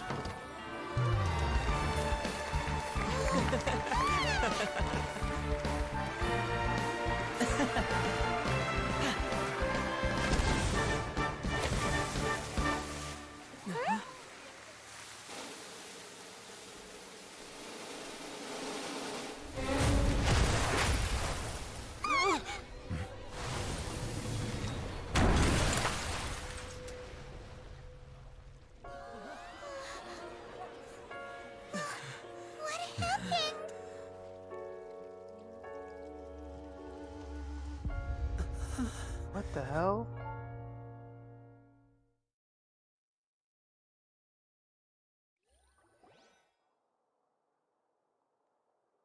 Huh? Is this part of the show? Mr. Lenny, you're going to use magic to fix the stage now, right? What happened? Oh no. Maybe this isn't part of the show. The girl was Oh still god, in that please box, let this be part of right? the show. This performance is over. Medical staff with me. Guards, secure the scene and detain all the performers. Seal the exits. No one is allowed in or out at this time. Yes, that's right. If this was just an accident, then we must investigate the cause. But if this was all part of some scheme, then those accountable will not escape the judgment of the God of Justice. No need to be alarmed, you two. We'll get to the bottom of this soon enough. After some time, the guards complete their investigation. Unfortunately, the person who is in the magic box has been pronounced dead. His name was Cowell, one of the assistants in Linny's magic troupe. Apparently, the fireworks on stage ignited the ropes that were suspending the water tank, which then caused the tank to fall onto the stage. As of now, we are still not sure why we found Cowell in the box, rather than the guest from the audience. And after an initial search of the area, the guards have confirmed that the girl is nowhere to be found. It appears that this incident was not merely some mishap with the performance, and there are many indications that it is connected with the case of the serial disappearances of young women. The serial disappearances case? That's the case that Charlotte mentioned before. To pull it off like this. I know the truth. I can see through the whole thing. Really, using such a shallow and obvious mystery as his finale. Did he really underestimate us that badly? I say that our powerful magician, Mr. Linny, is now the prime suspect for the serial disappearances case. Huh? Why me? This whole thing was an accident. Oh, this all occurred during your magic show, did it not? The missing girl disappeared after being chosen, did she not? The deceased is one of your assistants, is he not? Now that I think about it, that whole speech about magicians making things disappear was nothing more than a provocation, a bald-faced challenge. That can't be right. How can Linny do this? He was in the box on the stage the entire time. We can even hear his voice. Besides, before the show, he told us that he would like to catch the criminal behind the disappearances. He couldn't possibly mean catching himself. He's a suspect at most. Save discussion for a later time, please. Lady Farina, may I assume that your comments just now constitute an accusation against Mr. Linny and his associates, and that you are pressing charges? Huh? I just think that he... Well, I think it might be a little early to talk about formally pressing charges. But what Lady Farina said just now makes perfect sense. Looks like she's gonna personally deliver justice. A kidnapping and murder carried out under the cover of a magic show. Lady Farina said it all.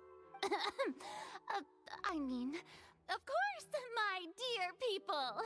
But what excites me even more than the obvious truth before our eyes is the opponent I'll be facing. That's right. I mean you, Traveler.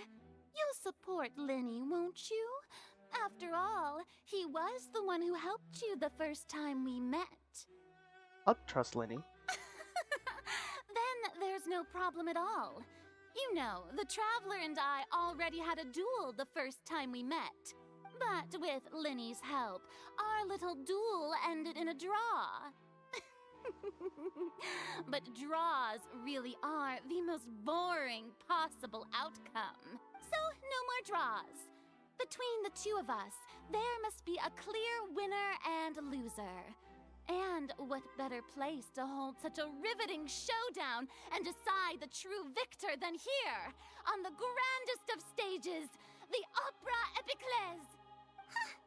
It wasn't a draw. She obviously lost last time. I understand. Charges have now been pressed, and as such, a trial is in order. Well, Traveler, seems Lady Farina has set you in her sights. But putting her dramatic rhetoric aside for a moment, I would like to ask you, are you willing to act as Mr. Linney's attorney and defend him in this case? Yes, I am. Very well. The trial will be held a day from now in the Opera House. Both sides may investigate the scene to build their cases and search for the truth.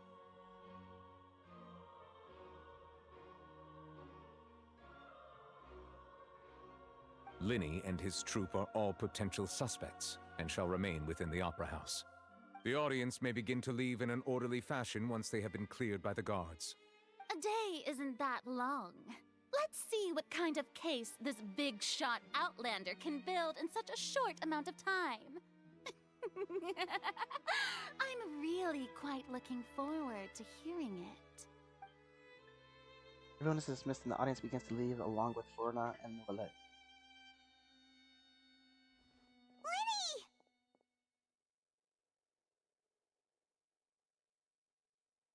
Sorry about everything that happened just now. Were you frightened? Of course! Who wouldn't be scared after witnessing an accident like that? Yeah, I'm a little shaken up myself. How could this happen? And poor Cal. I know you already claimed that you would defend me, but now it's just us talking. Tell me, do you think I could possibly be the murderer? No. Good to hear. Thank you so much for trusting me. I'm sure everyone sees me as the biggest suspect at this point. But if you ask me, the whole thing is mysteries layered upon mysteries, such that all that's left is confusion. I don't know whether what happened there on the stage was purely an accident or not, and I don't know why poor Cal was in the box. As for how that girl chosen from the audience could suddenly disappear, I'm afraid I don't have any answers either. If someone tampered with my performance, then we need to figure out what they did. Even a skilled and knowledgeable magician like myself couldn't pull all that off in just 1 minute. Yeah, it's very strange. Which is precisely why we need to investigate. As this book says, the impossible could not have happened. Whatever happened must have been that which is possible. Oh my god, Paimon. Where did you get those glasses? Paimon bought them when we were reading at the bookshop in the city earlier. Pretty cool, huh? Sure, I guess. Don't worry. Paimon used her own savings to buy them. It wasn't from our travel funds. I think they look cute on you, Paimon. You have good taste, Lynette.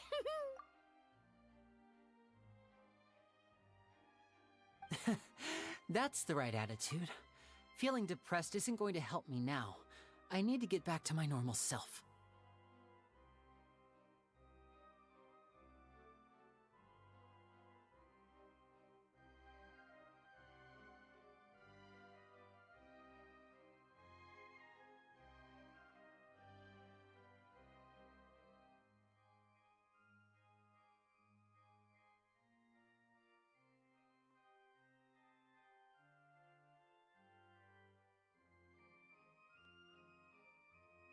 Haha, that's right. Feeling depressed isn't going to help me out. But with the guards watching our every move, it's going to be especially difficult for Lynette and I to prove our own innocence. Good thing you agreed to be our attorneys. Thanks for that. We'll be counting on you. Yes, thank you so much. I won't let you down. Yeah, just leave it to us. Oh, since we're going to start investigating, Paimon has a question first. Where did Lynette go during the performance? Oh, well, I'm afraid that would involve some of our essential trade secrets as magicians. The secrets behind our magic are past saving, Linny. I suppose you're right. The truth behind our tricks is going to be important evidence that will be weighted during the trial. 'Tis truly a pity. As a magician, our magic show is a work of art. We've poured countless hours and spared no effort in perfecting it. But if revealing our secrets will help you uncover the truth behind what happened, then it will be well worth it. We should go somewhere else if we're going to discuss our magic tricks. We'll go speak with the guards, and in the meantime, you can go investigate the stage and the seating areas. Okay, sounds good. Let's go have a look while the investigation teams are still here. Detective Paimon is on the case!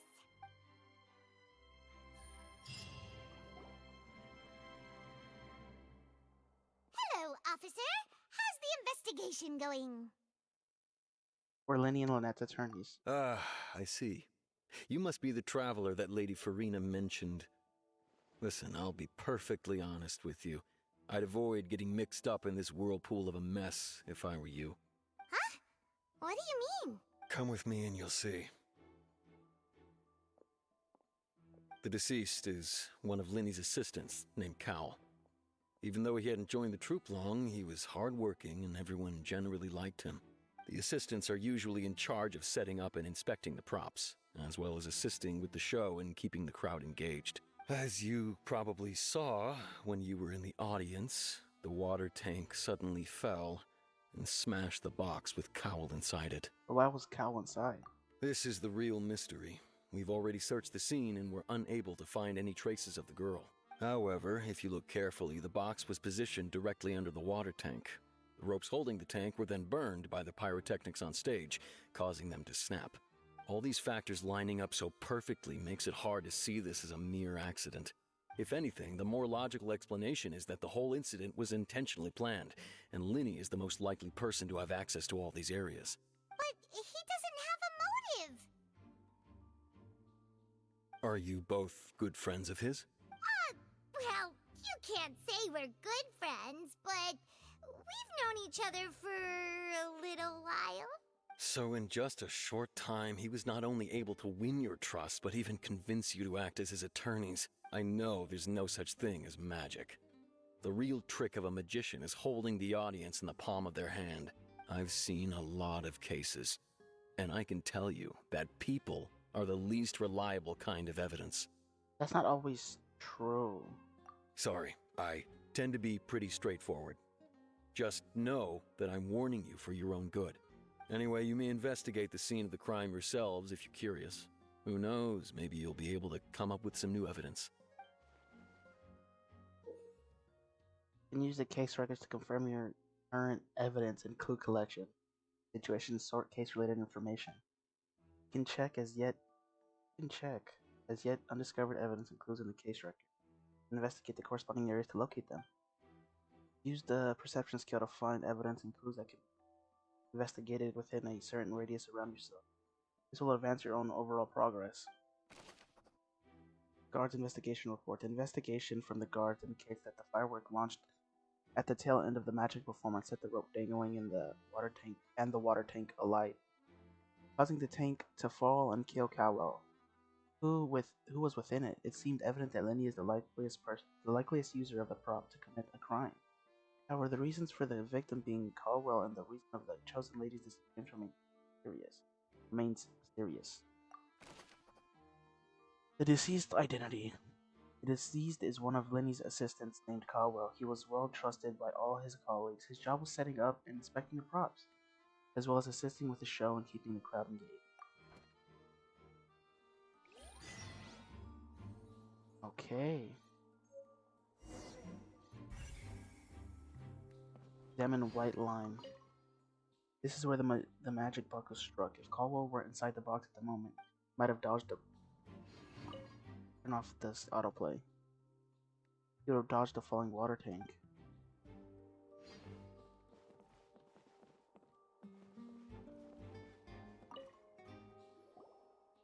So this is the rope that broke and caused the water tank to fall. The rope looks pretty durable. How can it be burned through so quickly by fireworks? Oh, either Lenny didn't realize this was a safety concern, or... Why are you suddenly so serious, Traveler? I'm just looking at where the rope snapped. Whoa. Look! This bit is made from different material. Most of it was burned away, but there's still a little bit of it left. It seems to be flammable. Huh. So if a rope meant to hold something was made with that kind of material in it, then that means... Wait, why don't you write all this down? Let's take notes. Special rope. The rope was used to spin the water tank. It suddenly broke when the fireworks were being launched off stage. The investigation has shown that the location where the rope snapped was made of flammable material.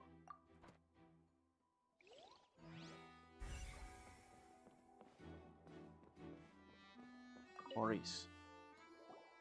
Hello there. What are you investigating? Oh, this location has also been cordoned off because the Magic Troop members are currently considered prime suspects. The investigation team is still collecting evidence. The seats were all booked in advance, so we were able to deduce the missing woman's identity by checking the guest list. Can you tell us who she is? Sure. It's not like this is confidential information. We will publish it later anyway when we petition the public to help us find the missing person. Her name is Halsey. She's a painter from Fontaine who's made a bit of a name for herself. Apparently, she wasn't a regular at the Opera House, but she'd been feeling some pressure with her work lately, which made her decide to come see the magic show. The Magic Troop members all claim not to know her, and we have looked into her social connections. It seems that she has no personal grievances or conflicts of interest with the suspects. Simply put, she wasn't related to the Magic Troop at all, which matches the features of the previous serial disappearances. Were the victims of previous cases also chosen at random? That's how it seems to us, in any case. Apart from the fact that they were all young women of around the same age range, there really weren't any other connections between them. Okay then. Thanks for letting us know all this. No need to be so formal. If you do happen to see the missing girl, please be sure to contact us. Will do. It is of utmost importance that we get to the bottom of these disappearances. Information about the missing lady's identity. Halsey is the missing person. She's a famous painter. She came to watch the show in order to take a break from her own creative work. She isn't known to have been entangled in the quarrels with any of the members of Lenny's Magic Troop.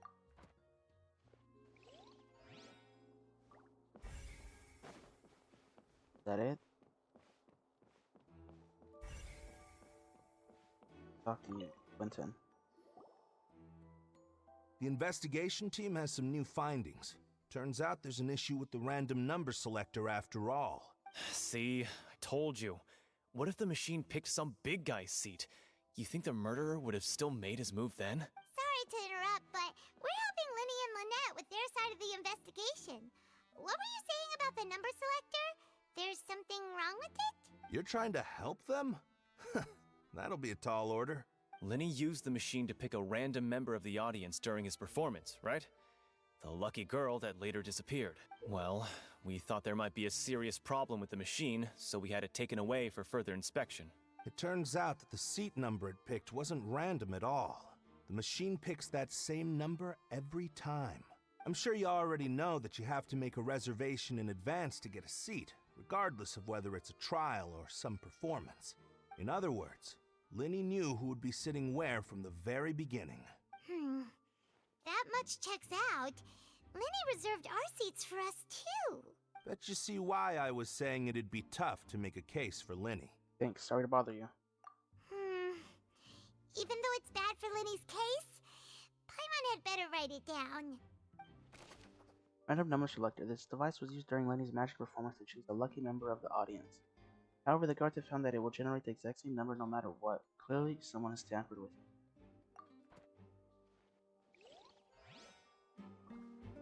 That's one.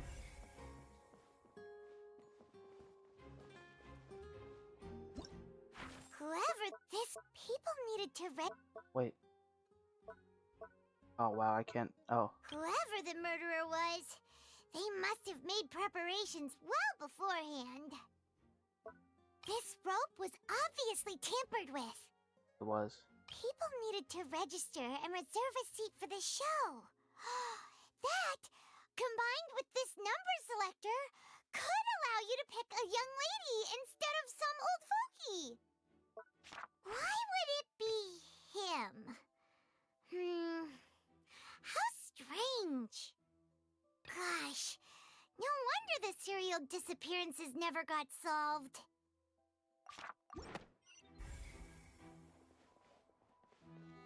Go talk to this guy first. How the hell do I get back on stage? Oh.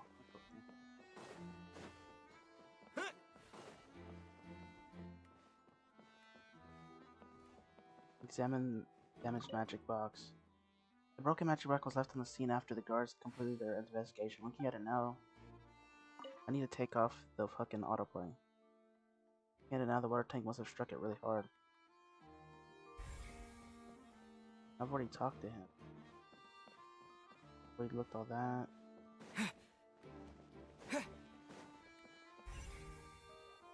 We'll talk to this guy. Hello, store? I see that you're investigating the Hello, area. store. Well, it just so happens that I'm interested too. If you find any new and interesting leads, be sure to share them with me, alright? We don't have too many thoughts yet. Then why don't I tell you my hypothesis first? The way I see it. And I'll start it with that loud thud. The thud? Oh, you mean the sound that happened during the countdown? Yes, exactly. It wasn't terribly loud, but I suspect that most people heard it. It's just that everyone was awaiting the results of Linny's trick with bated breath, so no one paid it much mind. But now that the incident has happened, the thud has become an important clue. That makes sense. So, what do you make of it? I'm of the opinion that it may have been the sound of Linny's accomplice, Lynette perhaps, jumping atop the water tank or something like that. And when the pyrotechnics went off, she cut the rope, sending the water tank crashing down. But wasn't the noise we heard too loud for that? Perhaps the balance wasn't right, leading to a particularly rough landing. Oh, that's true.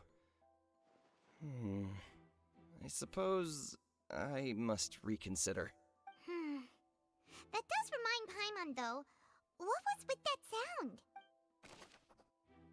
A strange sound during the magic show. During the switching performance, there was an audible thump that many audience members heard. Okay. Look at this. Examine magic box. Like an ordinary box, but Lenny somehow moved instantly from the stage behind inside of it. How did he do it?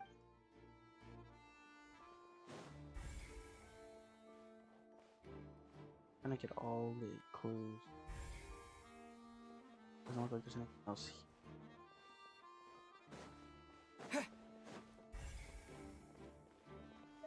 Fuck the Molly. Lenny's still talking to the guards. It seems he'll have a lot of explaining to do. I think someone will be assigned to monitor us later, but that's alright.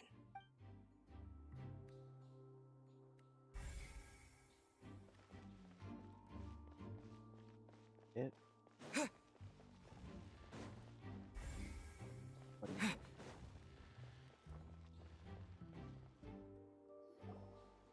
Hey, you!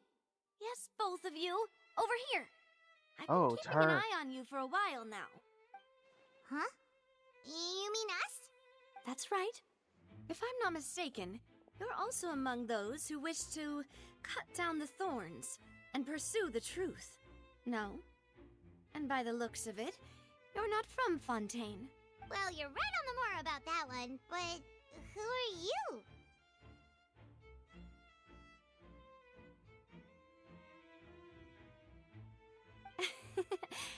Have you never heard of the Spina di Rosula? Nope. From mediating disputes and providing protection to solving conundrums, you name it, Spina di Rosula does it. And I, Navia, have the honor of being its renowned president. Though those who play by our rules call me boss. I'm Silver, her attendant. Pleased to meet you. I like your voice. And I'm Melus. Oh my God. Demoiselle's various daily Your needs voice and is insane affairs too. are under my purview. Huh? Boss? Demoiselle?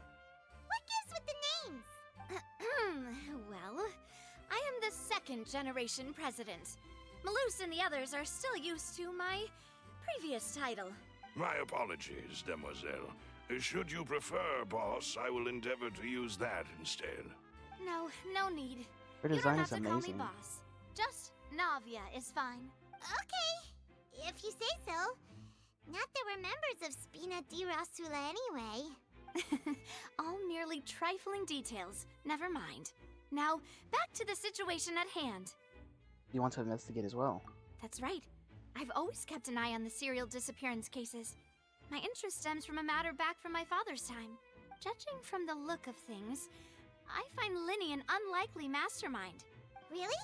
We think so too. That's why we're looking for clues now. But how did you come to that conclusion? It just doesn't make sense. Intuition, naturally. My unparalleled intuition. Okay. Farina sure was quick to point the finger at Linny without any decisive evidence whatsoever. But she was wasn't trying to put on a show and got caught in her act. But that's not uncommon for her.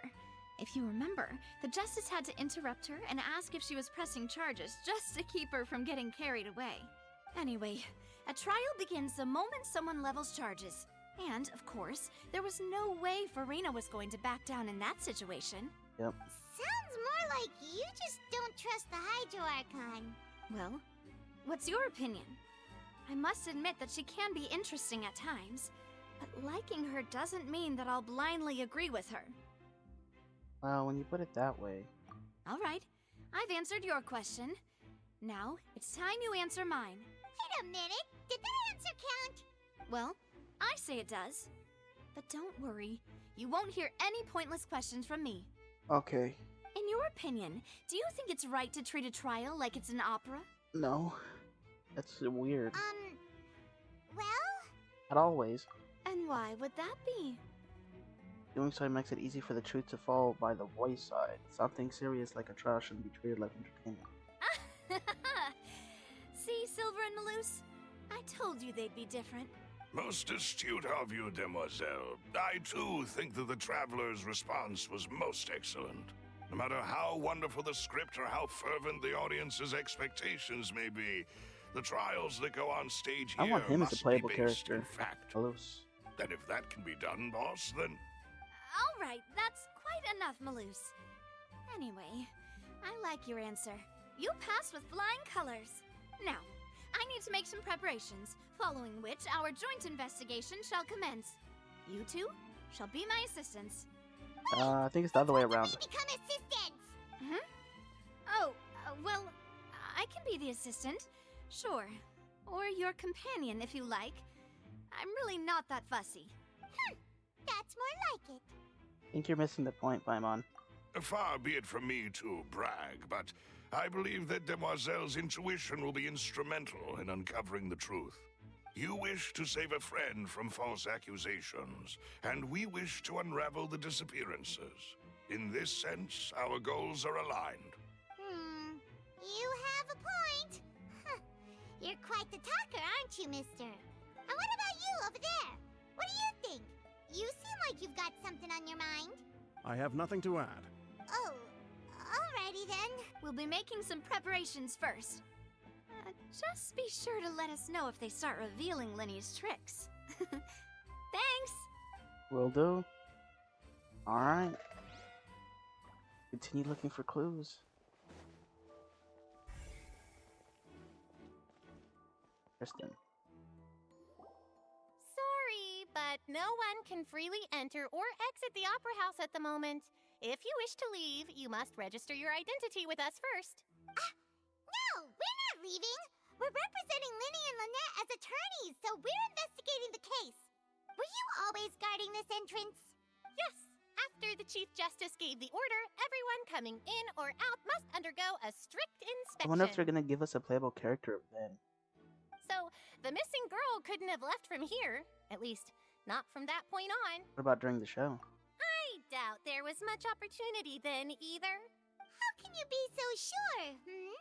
Well, because I was in charge of security near the entrance at that time.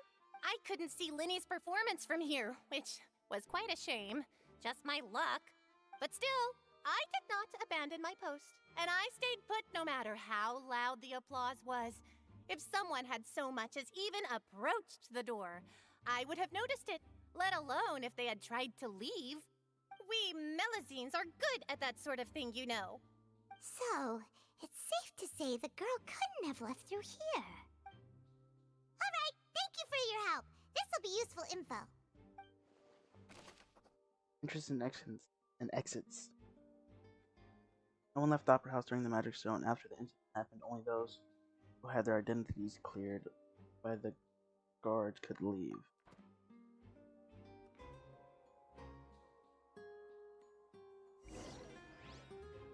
We've checked everything of note here at the performance venue. Paimon wonders how Linny's discussion with the guards is going. Let's go see, shall we? Ooh, things are getting interesting, I can huh? use my We're thing now, about to okay. see how magic is made. I thought I could still investigate, but I guess not. Understood. Then I will be going with you. Just so you're aware, I will be monitoring your actions and making notes as necessary. Very good. Thanks for being so agreeable. I'd pull a rose out of my hat as a gift for you if I could. You may spare the pleasantries. I'm just doing my job. You've arrived. Who's this? Me? I'm Spina di Rosula's guardian angel. If you've got a problem, I've got the firepower. I like her character. Sorry, I got a little carried away there. Call me Navia. I'm a partner of theirs, and will be helping investigate this whole situation. And these are my companions. Would you mind if they join as well? Fine by me. Oh, new helpers? I would be most grateful. Well, let's just say we're tagging along. It's not every day you get to see the secrets behind magic performed on such a large scale. I appreciate your kind interest. Come with me. We'll be heading below stage. Alright, let's go see how this magic was made. Huh? Below stage? Yes, a world of secrets is hidden beneath this magic box, prepared specifically for this switcheroo trick. But before I reveal everything, you should have a look first. Notice anything strange here?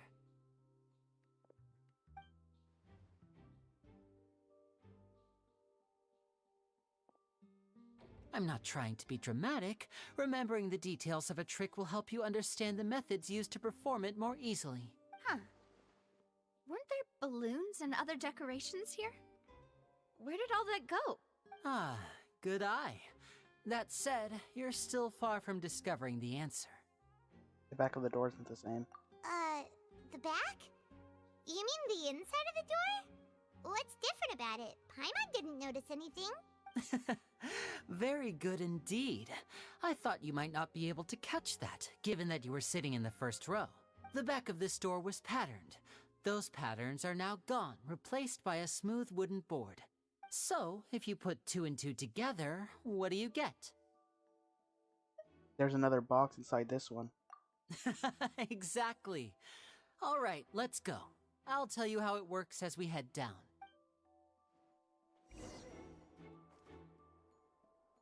Oh, so there was a passageway under the magic box! This passage linked the two boxes together. I knew you'd figure out most of it as soon as you saw this place. The 2 magic boxes are positioned right above the 2 entrances of the tunnel. See this flatbed trolley? The box with the lucky audience member in it would be shuttled over to the other side using the trolley.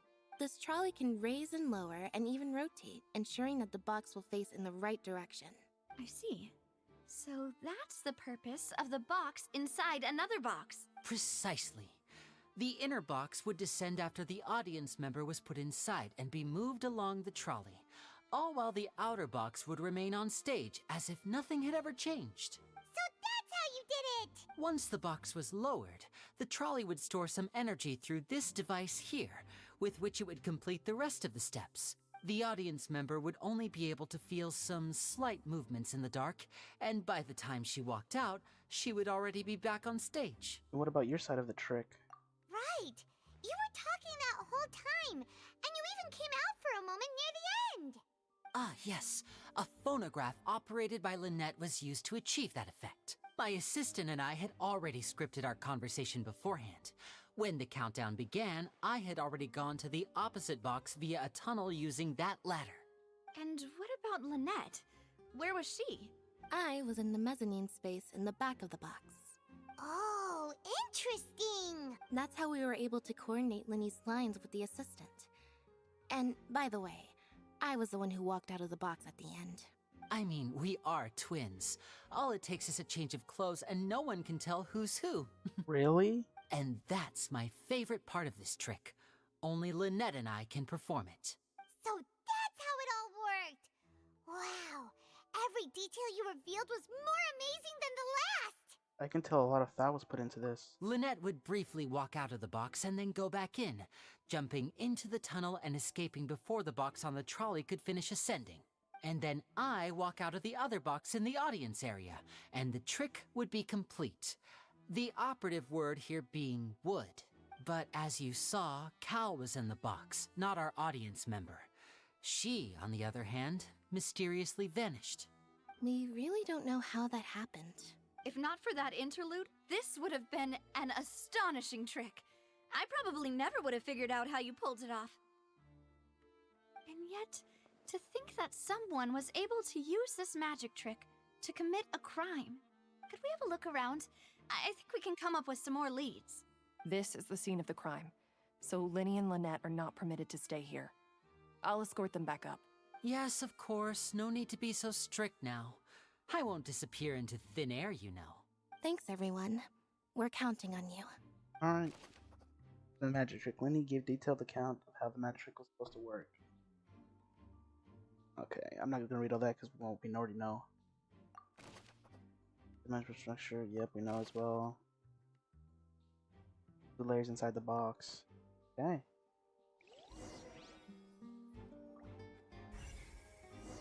Time to look for clues. Diamond ladder. Ladder is required in order to get the magic box.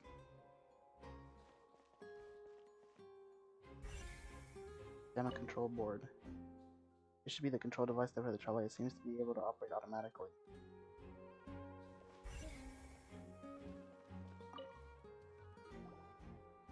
Huh.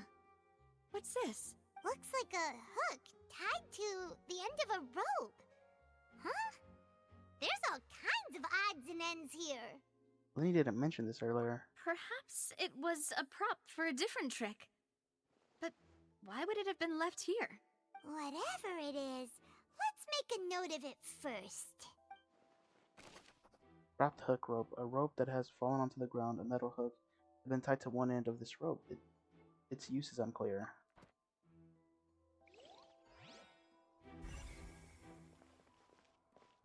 Oh, this was a thud, I'm guessing. The floor is wet. Please be careful not to slip. Speaking of which, why would there be water here? Maybe it was for the trick? Oh, Paimon knows! It's one of those tricks where you pour water into a jug and then flip the jug over only for the water to disappear? And here's a broken vase. Huh. Did the trolley knock it down while moving? That can't be. The trolley moves along tracks from start to finish. It couldn't have hit the vase at this distance. Let's note this down too and think about it later. Broken flower vase. There was many pieces of broken flower vase on one side of the tunnel. All the water within is filled. Judging from the distance, it seems unlikely that it was knocked over by the trolley meant to transport the magic box.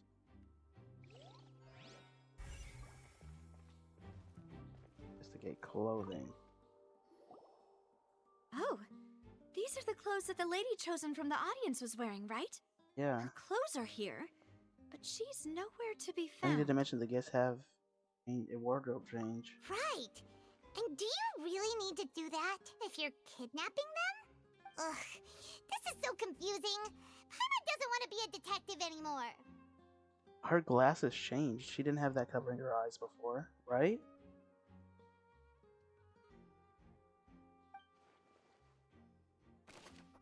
Young lady's clothes, the clothes belonging to Hasty, the lady who went missing, were found in the tunnel. The reason of this remains unknown.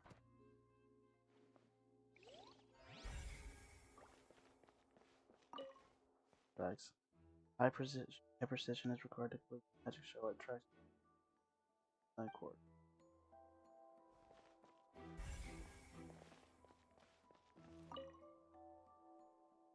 What kinds of props and costumes have perhaps these stuffed here?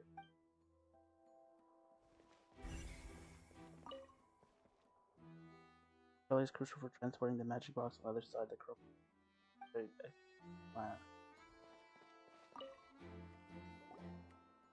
What Big ass is vent. this place?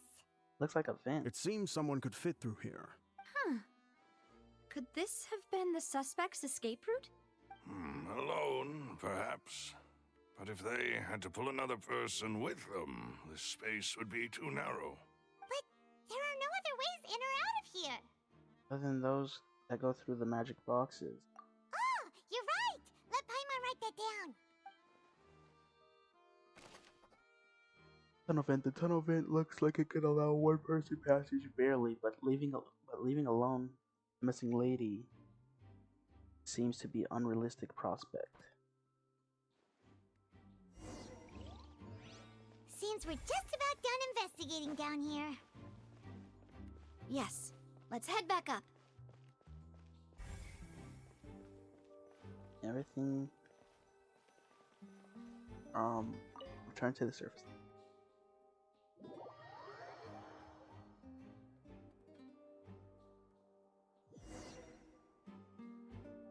Well, we've ascertained the state of the crime scene. Let's find a place to sort out our findings once Malus returns.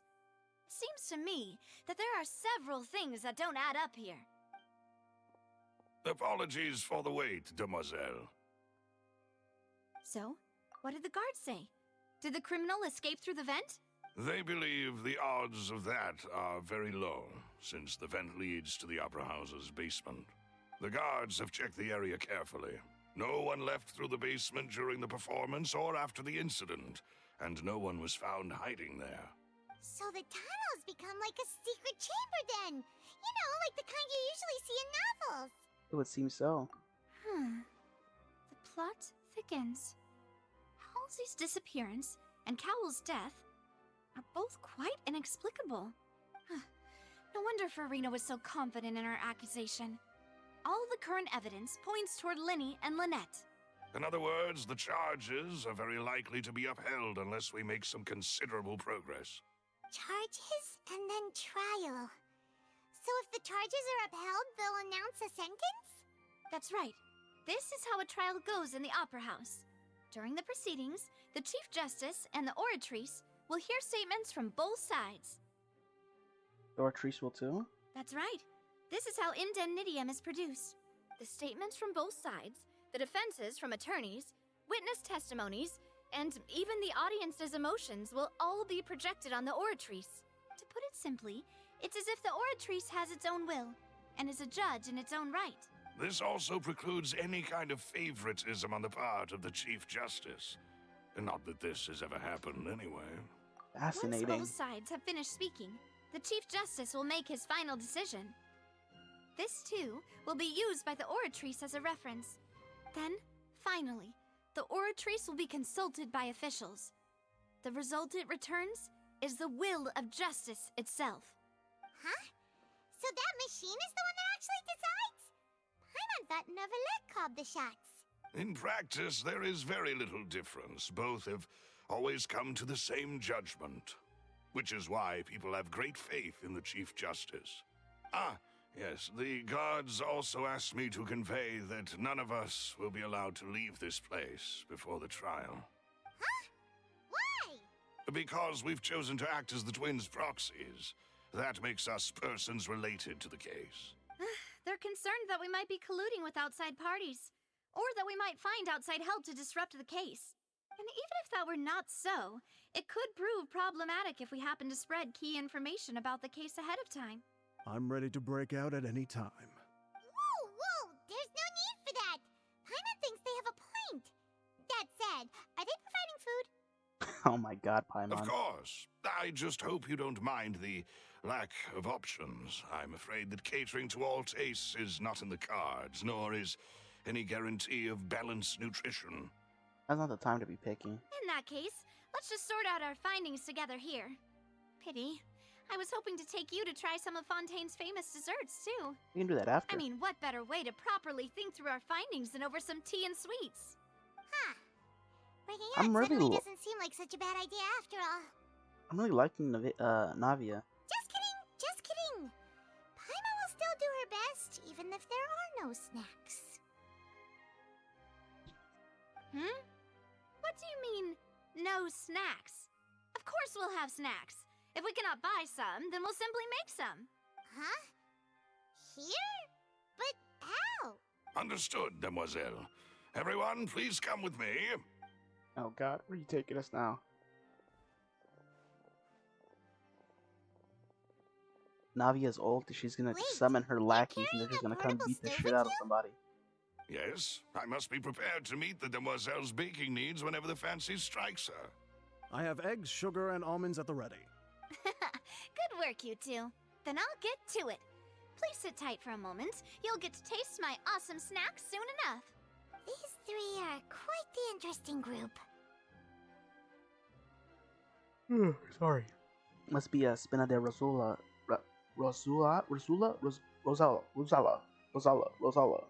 thing. I don't know how to pronounce it. Navia methodically handles the ingredients and pulls fresh. Okay. And Paimon thought it smelled good while it was still in the oven. Oh, it's even better now. Paimon can't stop drooling. From the way you had these two guys carrying all that stuff around, Paimon thought you'd have them do more during the baking process. But you ended up doing the entire thing by yourself. Beating the egg whites, grinding almonds, everything. I was applauding. And I was giving encouraging smiles. Oh, that's not quite what Paimon meant, but okay. Paimon was just thinking, aren't you worried about getting your fancy dress dirty, beating egg whites, and baking like this? Well, I don't think it's carved in stone anywhere that fancy ladies can only read books, sip tea, ride horses, and play the piano. I just really enjoy making snacks. Don't underestimate beating egg whites, by the way. It's a real arm workout. You also need to beat them to just the right consistency, or your macarons will crack. Anyway, give these a try, fresh out of the oven. There's 3 for each of us. Only 3? Well, eating too many sweet treats might send all that sugar to your head. You wouldn't be able to think clearly about the case on a sugar rush, would you? Tea is ready to be served as well. This is Demoiselle's favorite, strong black tea with a floral fragrance that clears the mind and lifts the spirit. Thank you. No need for concern. I'm merely doing as I should.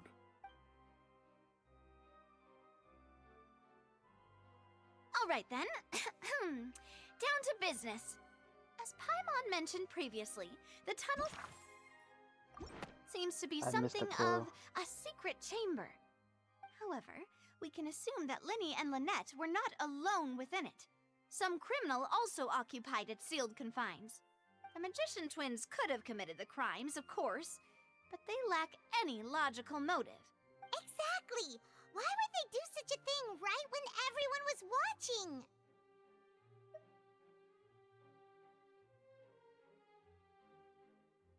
We're left with 2 other people, the missing girl and the deceased.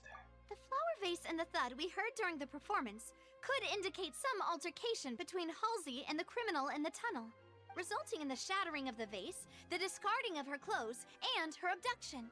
Perhaps the criminal thought that since she was chosen from the crowd, she would be too easy to identify if she was still wearing the same clothes.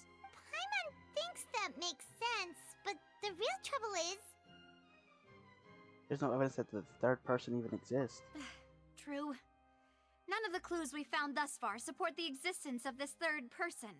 But the only people left to consider are both technically victims, whether it's the missing girl, Halsey, or poor Cowell. Huh. Could Halsey have secretly made modifications to the magic props in order to murder Cowell before making her escape?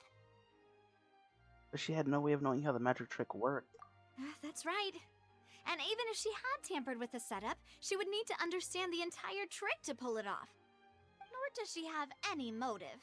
The guard said that she has never had any dealings with the Magic Troop's members. Were we not thorough enough in our search?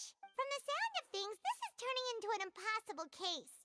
Your macarons are amazing, though, Navia. They smell great. They're nice and crisp and super sweet. They are my specialty, after all. And I see you've already had 5 of them. What? 5? Oh, that can't be right. Paimon only counted 3, honest. Please don't worry about it. At my age, a few less sweets might actually be a good thing. No. Being greedy is one thing, but Paimon knows how to count. Besides, Paimon knows that if she ate too many, then others wouldn't have enough. It's fine if you ate them, you ate them. Wait, even you don't believe Paimon? How could No you? way somebody took those. If Paimon ate those 2 extra macarons, then may they turn into stone in her stomach. All right, we get it. Well, I suppose one of us might have gotten too engrossed in our chat and eaten them by mistake. Malus, set up the stove again, if you would. Huh? What are you doing? Making sure everyone gets 3 macarons, of course. Oh, there's really no need to do that. Exactly. We don't want to trouble you. As you wish, demoiselle. And I have the egg, sugar, and almonds. Well, this really is your hobby, huh? Here is the second round of baking of the hour the phone does not progress. Well, that's it for snack time. I'm going to have another look around the area. I don't know what we're looking for yet, but we've still got some time. As attorneys, I suggest the 2 of you think the case over again. It would be awkward if you got all tongue-tied on stage during the trial. All right, thanks for your help and for the snacks. It was nothing. A small task for the Spina di Rosula. Silver, Malus, it's time to go. I'll be back if I find anything new. Okay, so it's called Rosula. Well, I didn't read that. Damn it. All right, it's time to put our heads together. We've got to get our defense ready for the trial. Oh, it's probably gonna be a long and difficult case. There's no point in worrying about that now. We just need to prepare. Here, take Paimon's notes. They should help you review the situation. Wait until 8 the following day.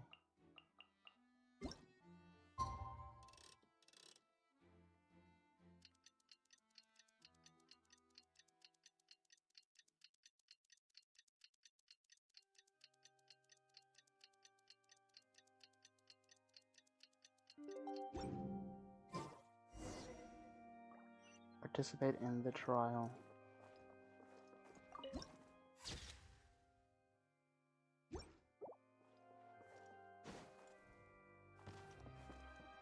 It looked like Cosmo broke his legs.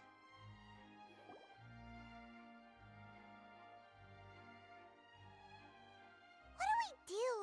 The whole situation is so confusing. Take things step by step. Good plan. Impossible things don't just happen. We'll get to the truth one way or another. Just relax. Even if everyone else suspects Lenny and Lynette, at least we will be supporting them from the stands. Besides, I doubt Farina understands any more about what happened than we do. Thanks, Navia. Well, we'll be going then. Best of luck to you. Alright.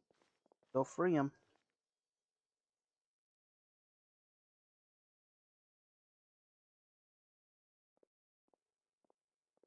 Ah, finally, you're back. Well, how did your investigation go? To be honest, you might be disappointed. No. We're already very grateful that you were willing to help. Well, now, don't you all look disappointed? Don't tell me that your investigation came up empty-handed. That was to be expected, of course.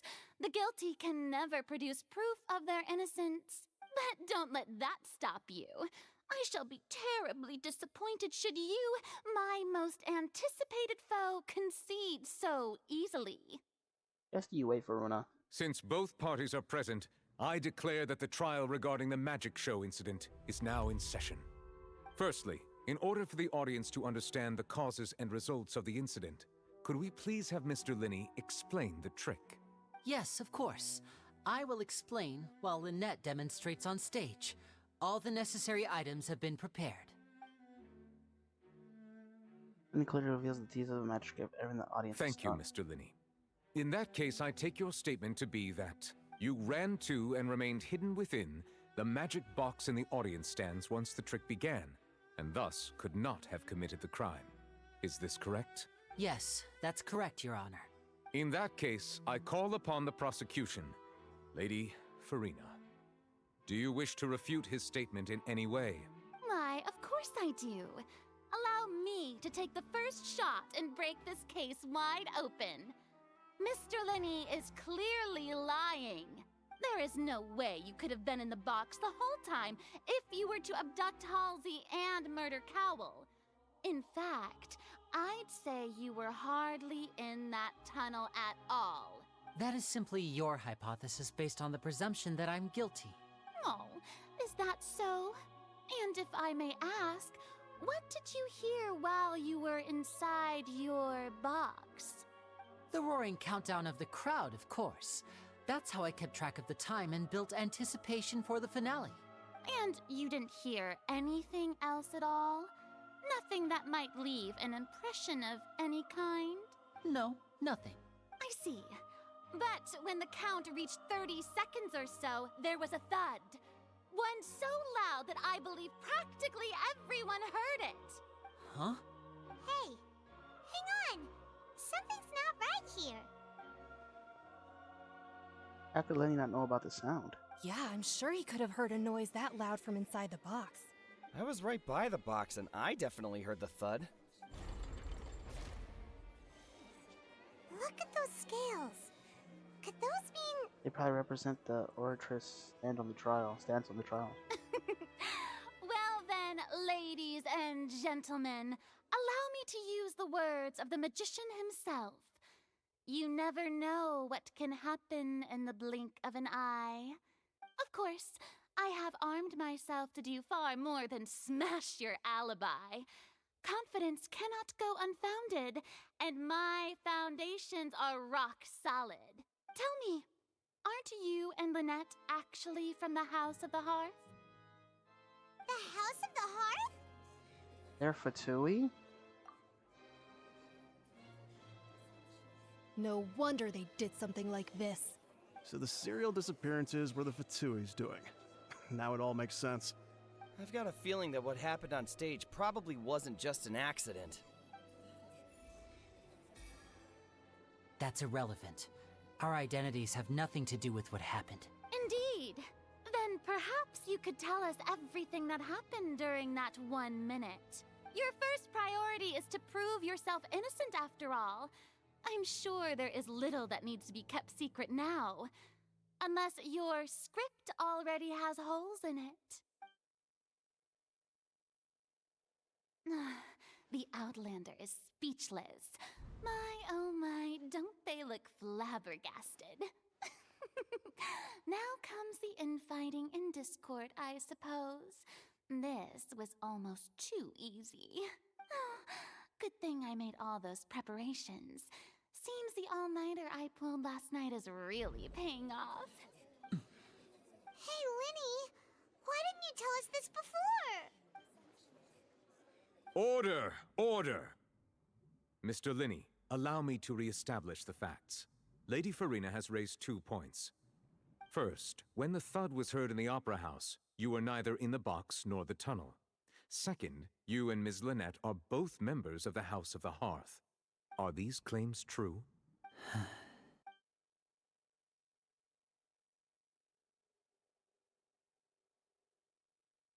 Oh, there's no doubt about a magician's ability to con others. Given how Lenny has concealed his identity, this could have all been set up beforehand. The shadows here in Fontaine, along with the house operatives. There must be some scheme at work here. I've been a victim of such things before now. Please answer my question, Mr. Linney. I'm sorry. Yes, they're true, Your Honor.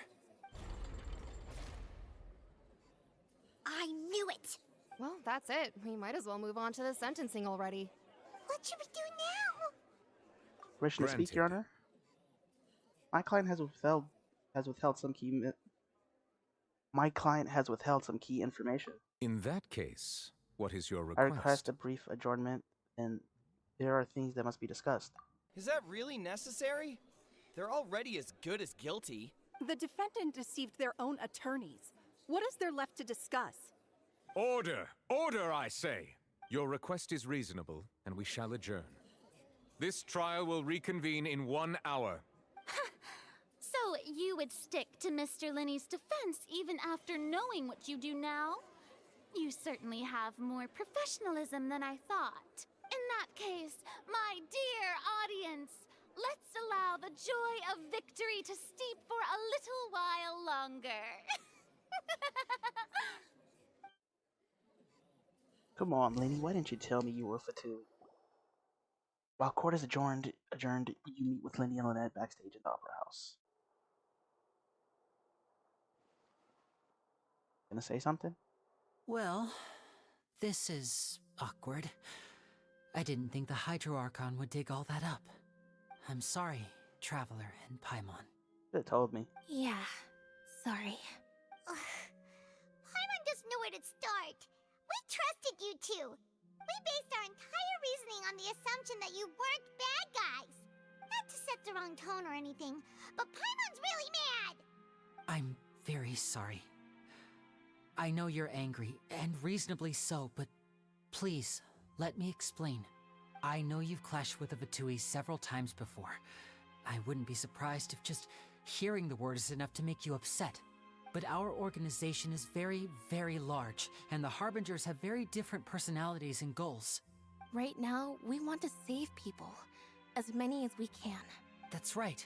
I'm sure we're on the same page when it comes to this nation and the disaster that its people might face.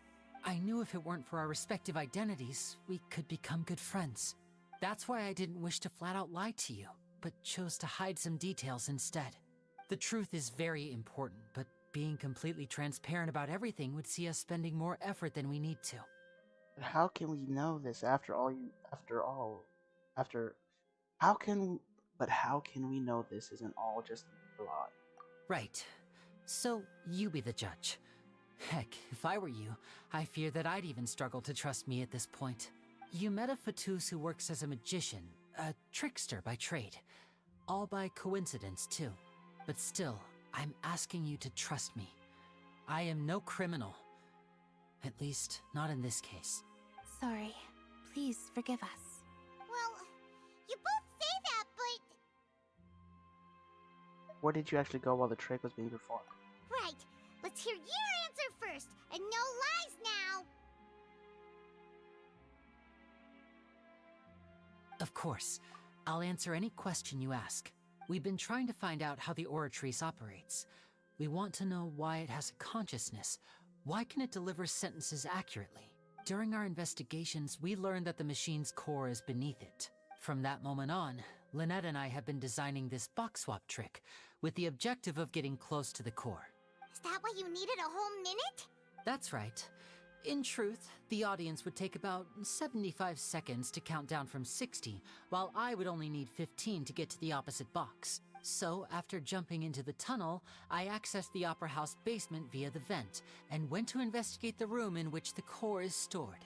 That air vent was created during the construction of the tunnel specifically to execute this step. What did you find? Well, nothing. As soon as I reached that room and was about to investigate, I heard someone's voice. Which should have been impossible, of course. I was quite certain that I was the only one in the room. That voice seemed to recognize me and tried to speak to me. I chose to err on the side of caution and retreated the way I came. On the way back, I saw the broken vase and the clothes on the ground, but the countdown was almost finished, so there wasn't time to give it any thought. After that, the homicide occurred just as you saw. Well, that explains why you didn't hear the thud. Why did you want to understand how the Oratrice operates? Because of that prophecy I told you about, of course. We must know all we can about this nation's secrets in order to deal with that prophesized crisis. That's the only way we can save everyone. So, there you have it. The whole truth. I swear, I didn't hide anything from you this time. It was never my wish to proceed under this cloud of mistrust either. But like I said earlier, you can be the judge. If you want to leave because you don't trust the Fatui, there's nothing I can do to stop you. Well, Traveler, you decide. Paimon will follow your lead however you choose. I believe in the facts. I will defend you from these charges. Okay, thank you. Thanks for giving us a chance. The current problem is that the scales are tipped pretty badly against you two.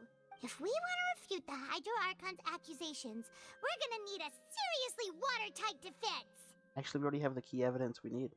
Huh? The adjournment's almost over. Let's go back. Oh, Paimon thinks she gets what you mean.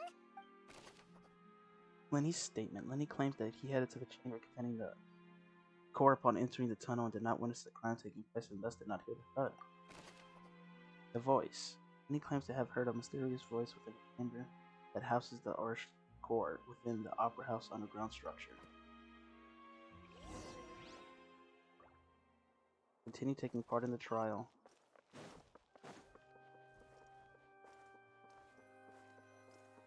Continue the trial.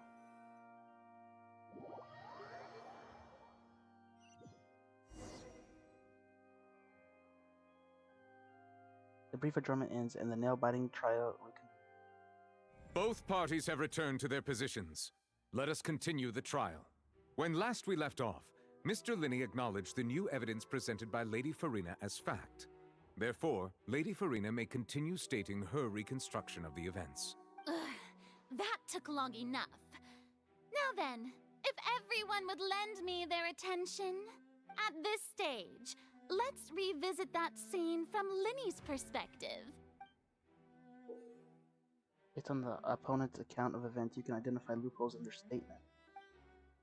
Use evidence and clues obtained during the investigation to refute any errors, assertions of fact, and replace them with new inferences.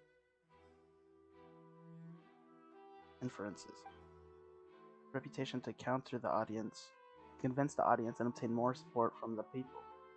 The oratress will display such shifts clearly.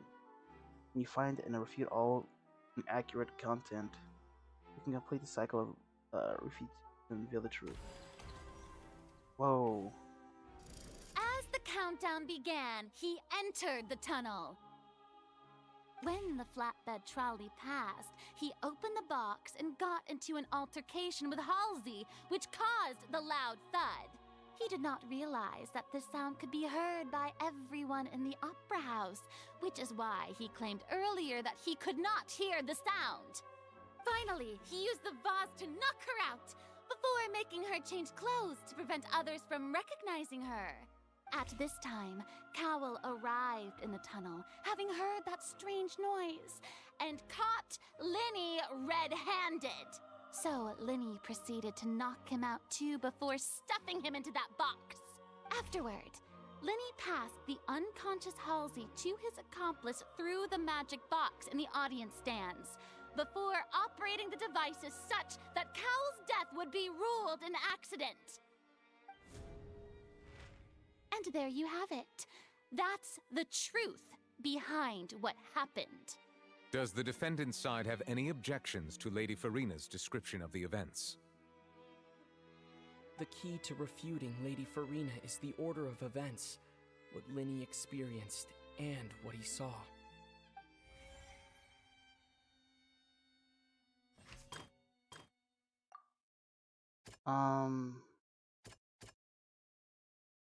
Strange sound, the young lady's closed the voice. Seems this won't produce a particularly effective rebuttal. Okay. Wait. He claims that he hit this. According to Linny, he left via the vent after entering the tunnel. He couldn't have had that altercation with Halsey.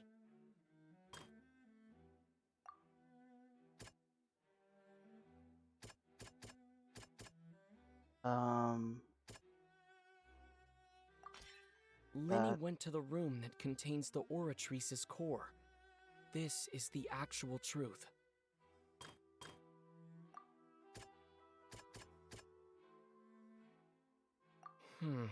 Seems No, this okay. won't produce a Close. No. No, okay. Seem Close. Lenny did not take part in the underground altercation. He Yeah, only okay. witnessed traces of the aftermath. Attention! Ace Detective Paimon has something to say! When the countdown started, Linny did indeed go into the tunnel. But he immediately used a vent to access the Opera House basement, which is where the underground core of the Oratrice is stored. Once he reached that area, he heard a voice in what should have been an empty room. Since he felt something was amiss, he returned immediately. The crime scene had already developed by the time he reached the tunnel again, and in order to complete the magic trick, he did not remain there for any length of time. Finally, he reached the surface, and that was when the accident happened from his point of view. Therefore, he's innocent.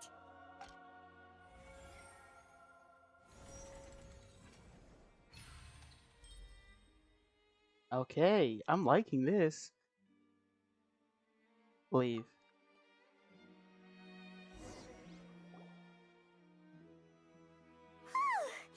Paimon did it! Paimon actually managed to say all that! Wasn't it awesome? In other words, you believe that he knew nothing of the incident? That's right! Moreover, I believe my opposition's reasoning is flawed. My reasoning? The onstage equipment was clearly tampered with in the limited. I cannot read. Limited. Okay, it was just tampered with. If that's the case, then if Cowell hadn't entered the tunnel, who was the entire setup meant to kill? Assuming that what you say is true, Linny only needed to kidnap the young girl to cause a new disappearance case. What would the point of killing someone on stage be? Oh, they have a point. That's right, you tell them! And that's why they're partners of mine. They've managed to turn things around. Oh, well, your denial is very strident, I'll give you that.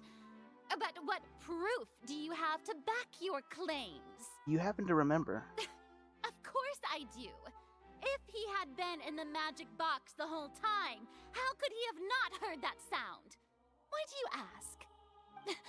You're saying that he wasn't?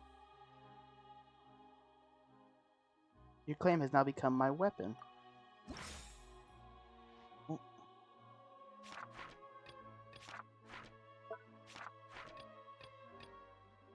No, which one do I choose? Lenny's statement. Oh, that's irrelevant. No. That's right!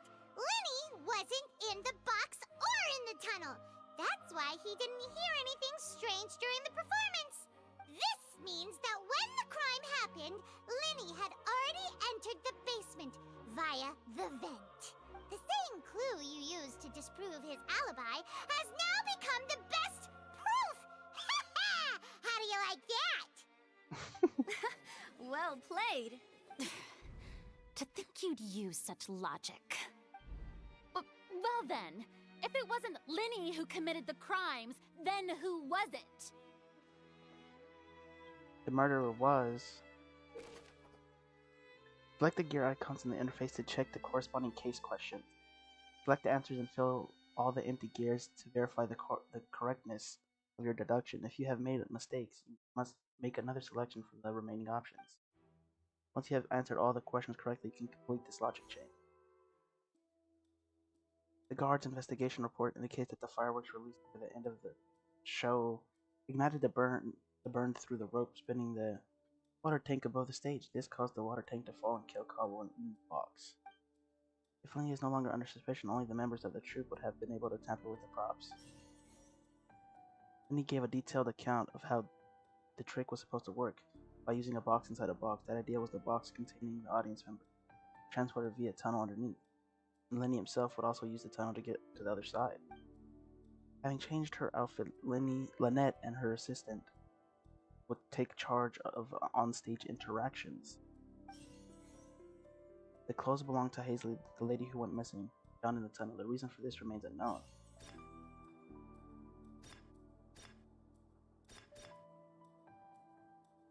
The deceased's name is Cowell, Linny's assistant.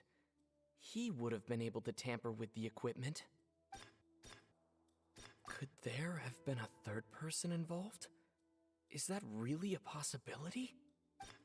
Halsey is the missing person and an ordinary audience member. No? I thought it was her because she was having a hard time at work. So she wanted to make herself disappear. Well, it has to be Caldwell. Or no, it has to be a third person. Have been a third person? No, so wait, what? So it's the deceased's Caldwell? name is Cowell.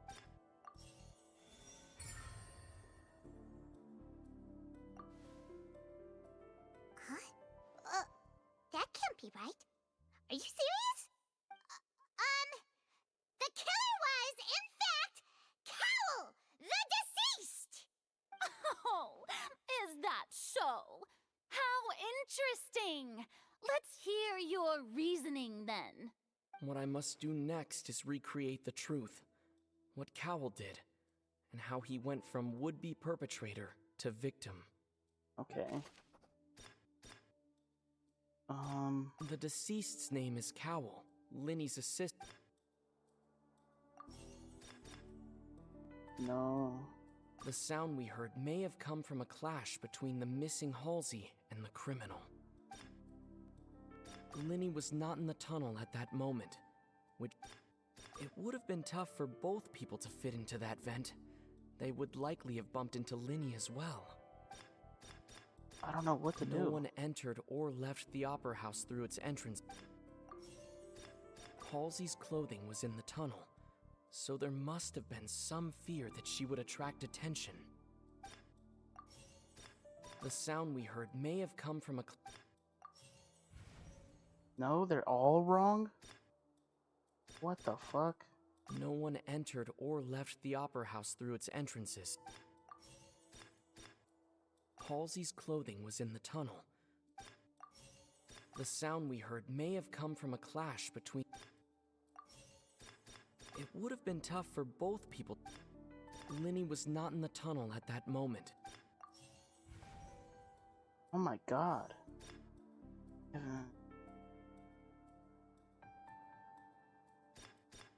The sound we heard may have come from a clash.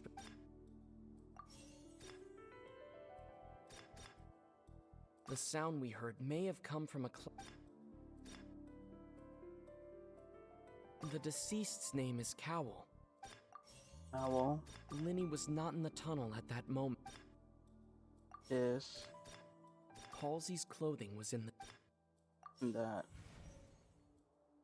What? How could we when having been unable to interfere? Oh! Linny was not in the tunnel at that. It would have been tough for both people to fit into that. No one entered or left. It would have been tough for both. The deceased's name is... What? The sound we heard may have come... It would have been tough for both people. No one entered or left the... It would have been tough for both... It would have been tough for both...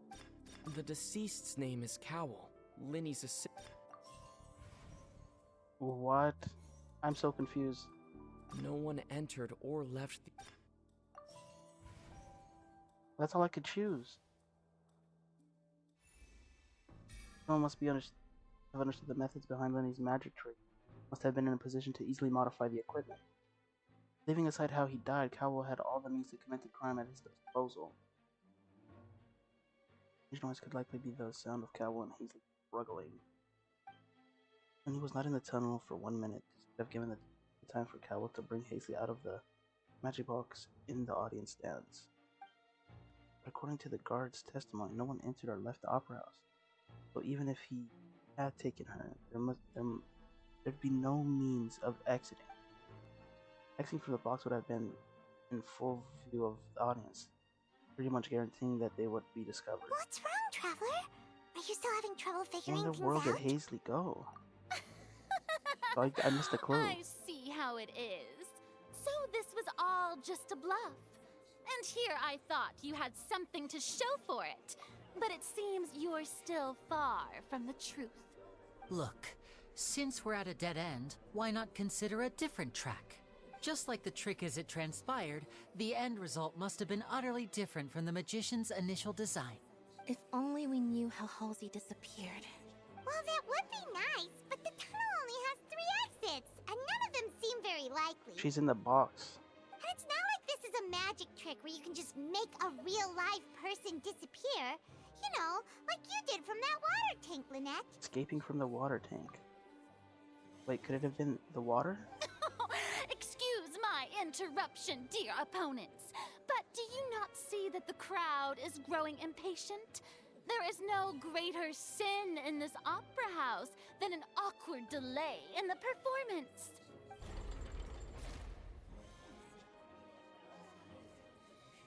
If the defense is unable to make further effective arguments, we will move on to the next stage of the trial. Hold on a second. Linny was not in the tunnel at that moment, which gave our criminal ample time. The sound we heard may have come from a clash between the missing Halsey and the criminal. The deceased's name is Cowell, Linny's assistant. He would have been able to tamper with the equipment. Okay. Now the last one. No one entered or left the opera house through its entrances. So where would... The vase was not broken by chance. It was used to cover important evidence. The water. Yay, I got it. Oh, this is hard. My brain is not big. Paimon gets it! It all comes together if Halsey disappeared instead of being kidnapped. Lynette escaped from the water tank, vanishing gradually and leaving only clothes behind. If there's a similar method where a person could be transformed into water... Just a moment, please. I do hope you know how preposterous you sound at the moment. How could a person ever be transformed into water? This is reality we're talking about here, not some magic trick. I request that we examine Cowell's personal effects. Must we really? I should think that of anyone. Your friend Linny already knows this truth very well. Magic tricks are ultimately just illusions and misdirection. But Halsey's disappearance is very real. We're talking about 2 completely different things. Even so, I trust the Traveler's judgment. The truth must be out there somewhere. Perhaps some new line of reasoning may open if we try to gather all the focal points that don't make sense. Since Cal was the deceased, we haven't placed much attention on him. But given that we aren't making much progress with the case, it wouldn't hurt to have a look at his belongings, would it? People really do come up with all sorts of harebrained schemes when at the end of their rope. The way I see it, your suggestion that we broaden the scope of our investigation is nothing but a tactic for stalling the trial. Nevertheless, I believe that this is a reasonable request on the part of an attorney. Since the trial does indeed appear to be at an impasse, I believe that additional evidence may help us make more progress. Okay. Guards, please step into the lounge and examine the personal effects of the deceased, Cowell. For some time, a guard returns with news. We are still examining the items, but we have already made critical progress that we feel must be shared with everyone post-haste. We discovered several test tubes of fluid within Cowell's baggage, each labeled separately. The notebook in his backpack claims that these fluids are... water from the primordial sea. The primordial sea? The note's contents also indicate that Cowell belonged to an organization that sells illegal drugs and that he had an accomplice. The notebook has many entries concerning safe usage of these fluids, in which the keyword dissolve appears many times. One of these tubes was labeled Opera Epiclese, along with yesterday's date. It is empty. The notes also state that these dissolution properties work exclusively on people from Fontaine. It's likely that Halsey was chosen as some sort of test subject. As such, we believe that the defense's hypothesis is, in fact, supported by sufficient evidence. You've got to be kidding! People dissolving into water? Could something so ridiculous actually be true? Wait a moment. This reminds me of a certain prophecy, but it's just a coincidence, isn't it? Huh. If people can become water, does that mean that the water tank's real use was as a means to hide water stains? And if Cowell was targeting that girl... Wait just a minute. Could that mean... You two, with me, quick! Demoiselle, wait! What about your partners? Let's go. Just trust me. Order! Order! It is undeniable that further examination of the deceased's personal effects has yielded some surprising results, but we cannot yet verify the veracity of these clues. Still, let us assume that these clues are indeed authentic, albeit with the understanding that Ms. Halsey has yet to be found. Guards, please continue examining the items along these lines. Mr. Linney, it appears your hypothesis is supported by the evidence, so please continue speaking. Of course. Thank you, Your Honor. If we uphold this hypothesis, I believe that many of this case's seemingly unrelated clues can be connected together. Right! Like the metal hook! That one didn't make sense at all. Let's think about this. Cowell's methods must have something to do with that water from the primordial sea. Water from the primordial sea, the liquid of the guards found on Cowell's luggage seems to have the ability to dissolve Fontainians into water. The water from the primordial sea should... But that... The rope that held the water tank up was lit by the fireworks. That... The deceased's name is Cowell, Linny's assistant. That... And... Lynette was in the magic box on stage the entire time. Did she have something to do with this? No, that's not it. I remember there was something else within the... That... Oh, no, just one was right, okay. Now it seems like the hook rope was not meant for another magic trick, but was instead some form of triggering mechanism. Lynette was in the magic box on... That's the only thing that makes sense, none of this... The rope that held the water This? None of that's part of it, okay. The deceased's name is... Now it seems like the hook... The water from the primordial... There we go. Confirm.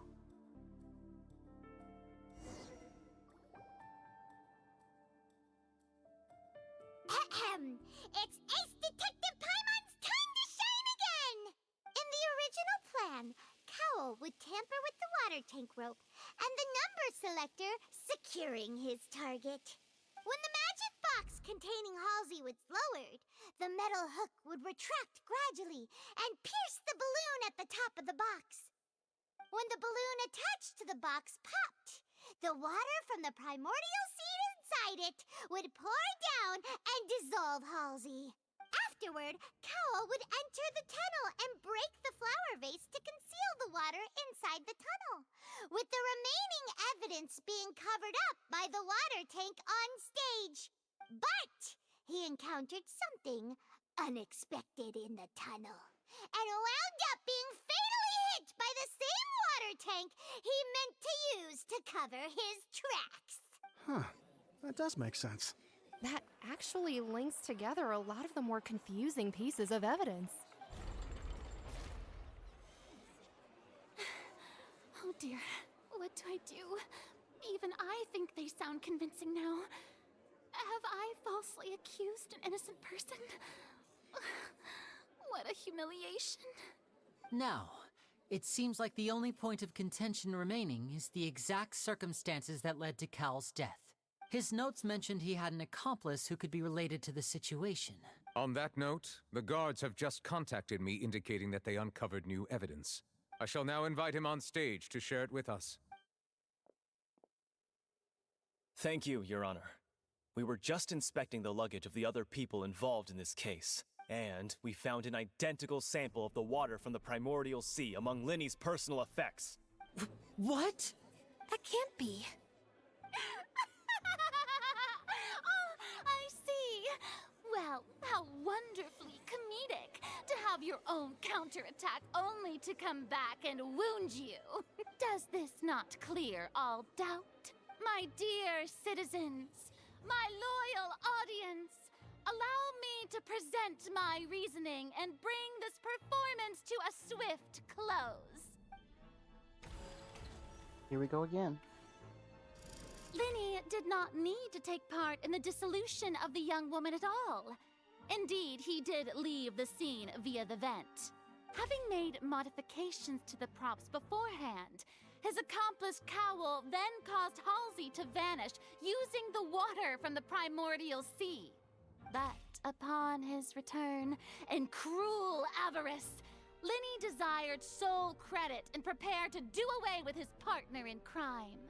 Ultimately, he knocked Cowl out, and the tool meant to cover the crime up also became a murder weapon. Now, as much as I regret having come to such a viciously straightforward conclusion, it does seem that the famed Fatui is quite the cold-blooded and ruthless organization. Am I right, Mr. Linny?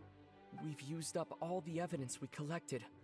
There's no way for us to make a rebuttal here. Is this the end of the road?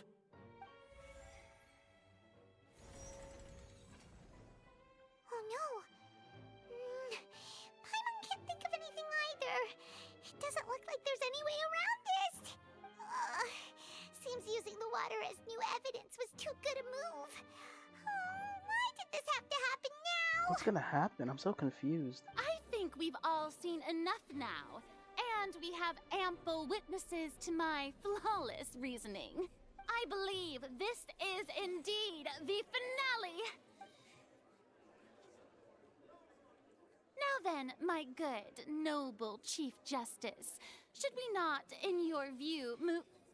Excuse me, everyone, but I must interject. Miss, I must ask to shout and to respect the ongoing legal proceedings. Oh, come on. Don't be hasty. I have a good reason for interrupting, you know. Now, would anyone here like to take a little break from all this debate and see a little magic? I'll show you an amazing trick. One that can bring a young woman who has disappeared back in the flesh, right before your very eyes. Please, do the honors, Mr. Linny, if you would... What in the world is she saying? No offense, miss, but miracles like that are beyond my scope as a magician. Come on now, don't be silly. Magic is all about misdirection, isn't it? It often conceals the truth while presenting a fascinating illusion. But once everyone believes the illusion, can't magic reveal the truth to them once again? And wouldn't such a trick be the most marvelous finale to today's performance? Come on, Linny and Lynette, give it another go. Don't worry. Spina di Rasula has made the necessary arrangements on your behalf. But, as the magic makers and stars of the show, I think I should leave the final performance to you. I understand.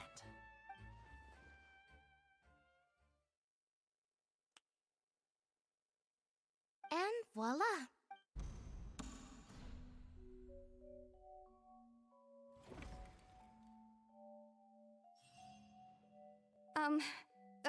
Sorry for the interruption. Wait, isn't that Halsey? So the whole thing about people dissolving wasn't true after all? To be clear, I'm only here because this person told me that if I testified, the merit of doing so would lessen my sentence. I was hiding outside this room listening to the proceedings because I was afraid that I would be the one put on trial. I was just feeling happy that no one had noticed me, and then before I knew it, she caught me. Damn. That'll teach you to underestimate us three. Where should I begin? I'm sorry. I'm the one who killed Cowl. I admit it. What? Why? Firstly, my name isn't Halsey. It's Lillian, and I'm originally from Mondstadt. I heard that Linny's show was gonna be a real thriller, but I missed the chance to buy a ticket, so I stole one. That's how I make a living. I steal stuff here and there. Yeah, she was a thief. And I'd never been caught before. But I was noticed at the harbor a few days ago, and I barely got away. Lenny was the one who caught me in the act. Hey, no wonder you look familiar. So you were the thief. Liddy even mentioned that you were pretty skilled. Well, and I thought that would have been the end of it, but then the number selector chose me. He even mentioned the Fortress of Meripede. That's a prison, isn't it? So you can imagine how shocked I was. I thought he was onto me for sure.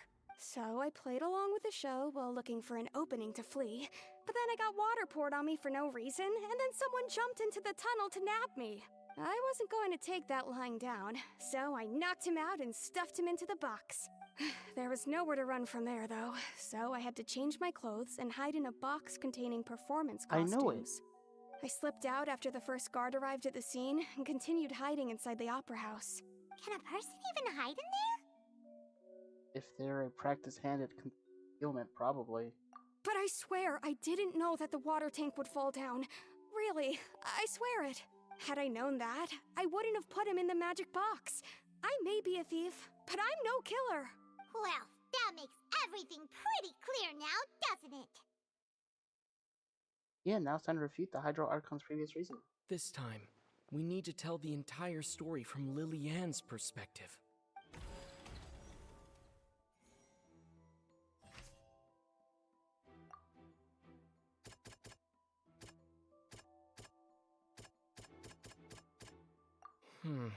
Seems... What?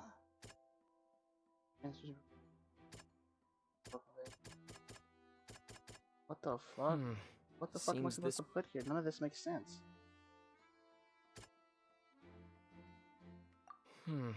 Seems that... This? No? Okay, so Seems... it's the... Why is the vase first? Seems this... Yeah, I can't change that, I guess.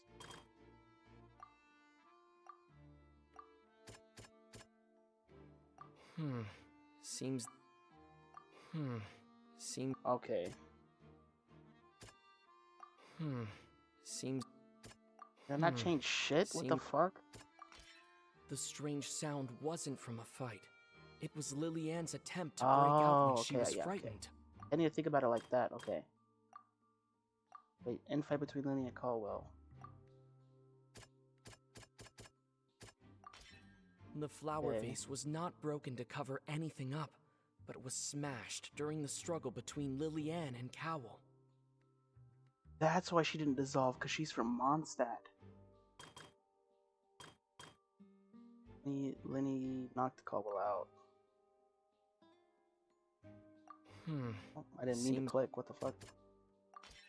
Lily-Ann was afraid that she would be recognized if she left, so she changed clothes and hid, biding her time. Just what one might expect of an experienced thief. And it's Ace Detective Paimon time! Having been selected out of the blue, Lily-Ann panicked. Her panic only intensified after she entered the tunnel and had water poured on her head. So she kicked the door open, producing the thud we all heard. Hearing the commotion, Cowell leapt into the tunnel, only to discover that Lily-Ann had not dissolved. He did not know that Lily-Ann was not from Fontaine, but was a thief who made her way in by stealing a ticket. Mistakenly believing that the water from the primordial sea needed time to take effect, he tried to force Lily-Ann back into the box. The two broke the flower vase during the struggle, but Lily-Ann came out on top, knocking Cowell out and putting him in the box. With no way of escaping, she changed her clothes and hid in the costume trunk until the performance ended.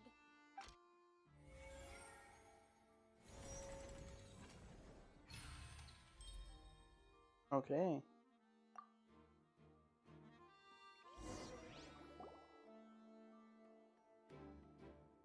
She knew that she would have to go through guard inspection if she tried to leave afterward. So, she has been trapped in the opera house these last 2 days. She had already become desperately hungry by the time we were chatting over macarons. So, she swiped 2 of them right under our noses. Talk about a sneaky thief. At this point, all the events that happened in the tunnel have now come to light.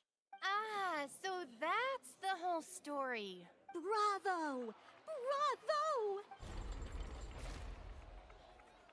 Now then, Lady Farina, do you wish to speak against the defense's statements? Please answer the question, Lady Farina. Also, if I may add, the trial has not yet ended. As such, I request that the prosecution not leave the room before the proceedings have concluded. What? Are you reading my mind now? No, I have no further arguments. I admit defeat. But really, could you at least have left me with some dignity? Wow, look at that! She's like a deflated balloon now. If there are no objections, then as the Chief Justice of Fontaine, I shall once again repeat the full sequence of events. The actual perpetrator of the serial disappearances, Cowell, selected his next victim from the audience reservation list. With some modifications to the selector, he could ensure that the pre-selected young woman would be chosen. To cover up any evidence while committing the deed, Cowell thought of allowing the water tank to fall, which would conceal the water left behind after the young woman was dissolved.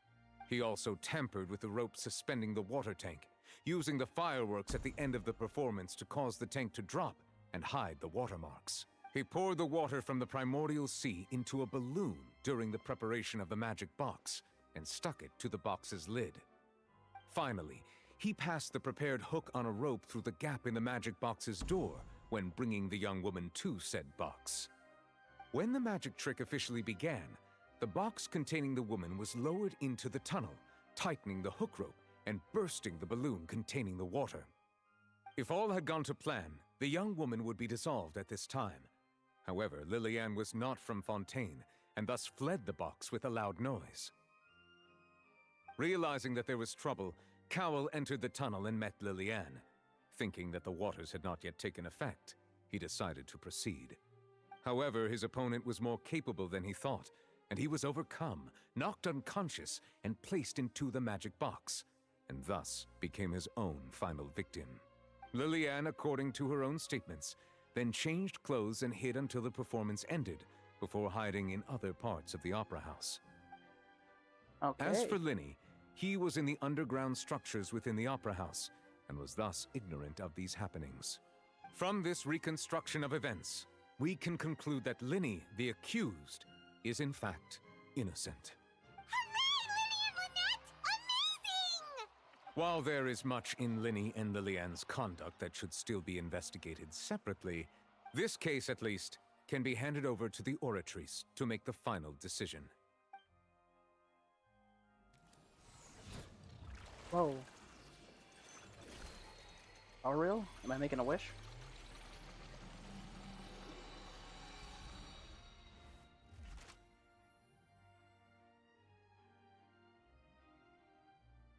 As such, Linny and Lynette are officially declared not guilty. Victory for Ace Detective Paimon! Great work, partners. Thank you all. Thank you so much. Let's not celebrate just yet. Next, I think we deserve an explanation, Guard Vaughn. How did you find the water from the primordial sea in Linny's baggage? Right! Your discovery caused me to make a serious mistake, you know. Or was that not a discovery, but false evidence that you dared to bring before this court? I suspect that the accomplice mentioned in Cowell's notes was not Linny, but you, yes?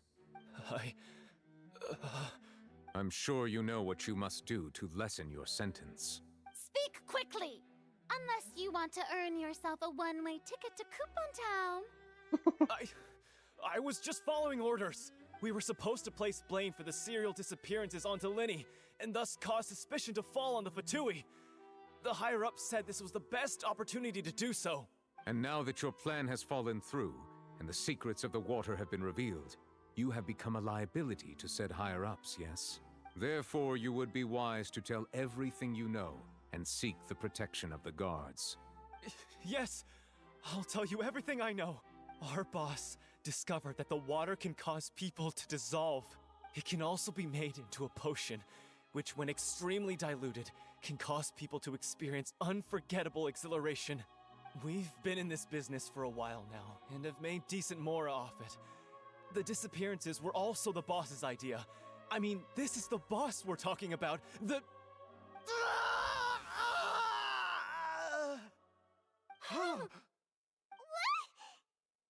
He turned into water.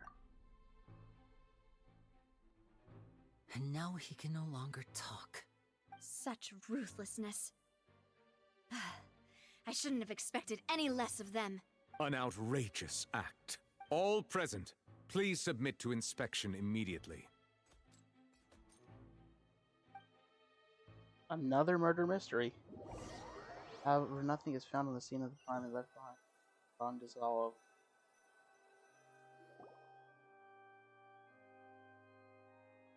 So, we're just going back now? The problem seems to have been solved for now. That's true, but... Traveler, Paimon! Please wait. Lenny... I know you may not want to speak to me right now. Maybe you don't even want to look at me. But still, let me thank you again for defending me to the end. Even after you learned that I'm a member of the Fatui. Just wanted to be sure that we're square. I guess. But regardless, I'd like the opportunity to set things straight. I didn't approach you with any ulterior motives or ill intent. I've spoken to you as myself, just plain Linny this entire time. As for why I'm a Fatus, it's because the goals of the House of the Hearth align with those of an orphan like me. That's all. That was how Father, who you might know as the Knave, approached recruiting us back then too. The Knave? The one who controls the House of the Hearth? She's your father? That's right. And since we're here, I was wondering, would you mind hearing a story? It's about my past. Back when our parents first died, Lynette and I were left wandering the streets. To survive, I took to surreptitiously observing an older street performer who did magic. It took me several days to figure out how he pulled off his amazing tricks. I took my sister through several streets until we found a crowded corner, and we began to perform magic tricks there.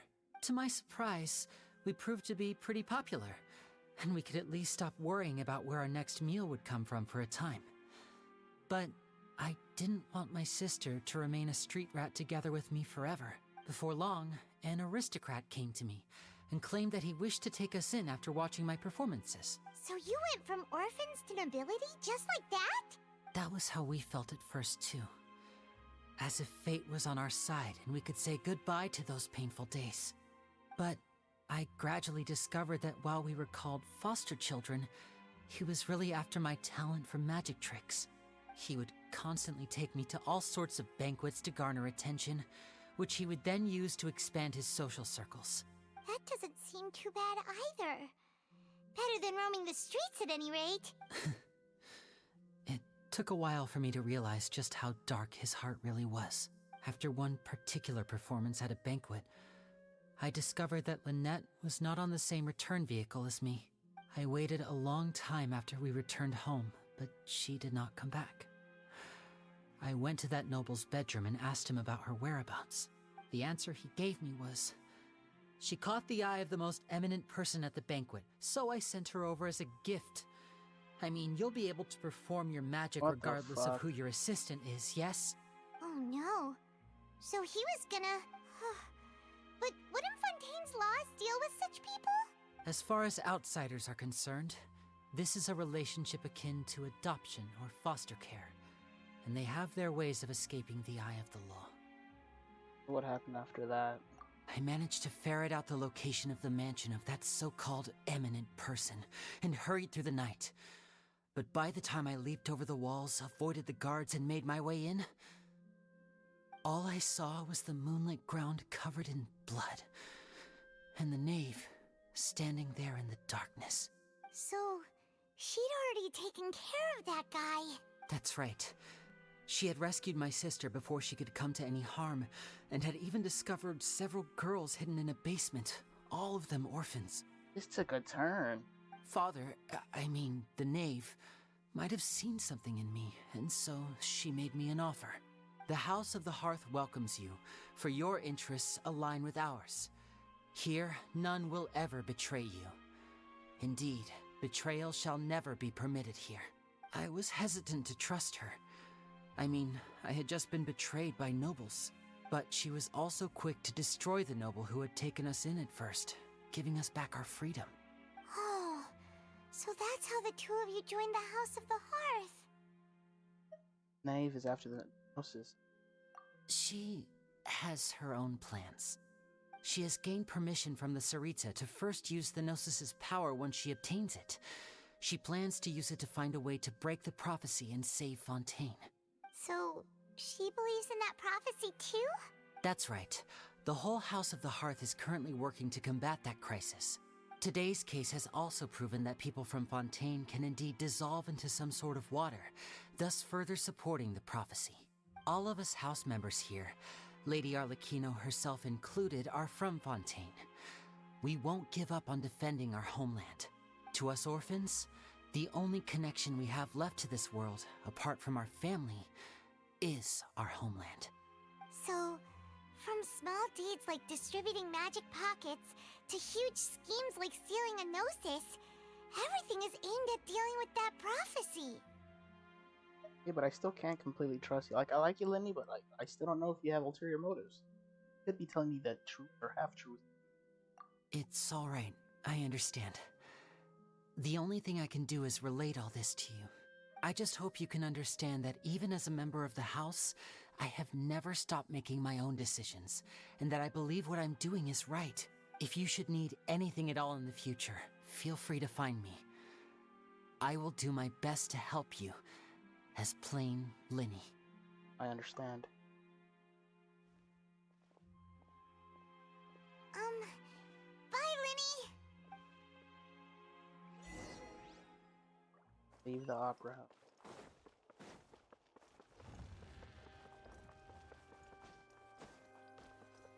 What are we gonna run into now? Oh, you're nice. Hey there! What was with the disappearing act you pulled right as the trial ended? Were you looking for us, Navia? Well, this whole thing isn't exactly over, is it? I do feel that we're getting closer to solving the serial disappearances case, though. Don't you think so, too? Well, Huh? What's wrong, my dear partner? I was really only trying to defend Lenny.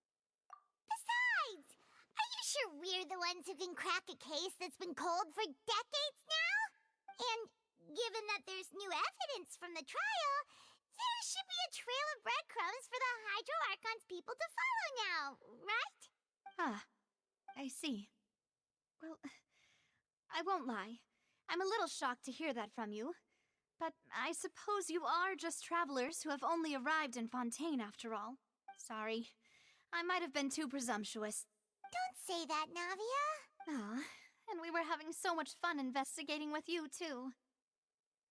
It was like having new waters flowing into a stagnant mire, causing new hope to spring forth, and the reflection in the murk to become clearer. Sorry about that. I'm a bit prone to nostalgia. Don't mind me. Wait, shall we have a farewell meal? You know, to commemorate our time as partners? Sounds good. Huh? Do we really need to get that formal? Well, guess you really did treat us as partners, huh? Well, I'd just like to have a proper ending to every important memory. That way there are no regrets later. Anyway, it would just be a meal, so it shouldn't take up too much of your time. Let's go have that meal then. You don't have to twist Paimon's arm. If Boss Navia's treating, count Paimon in! Oh, wonderful. In that case, why don't we return to the court of Fontaine and head to the Hotel de Boer? I believe we'll make it just in time for dinner. All right then, let's have our farewell meal. Let's go. Act 1 complete.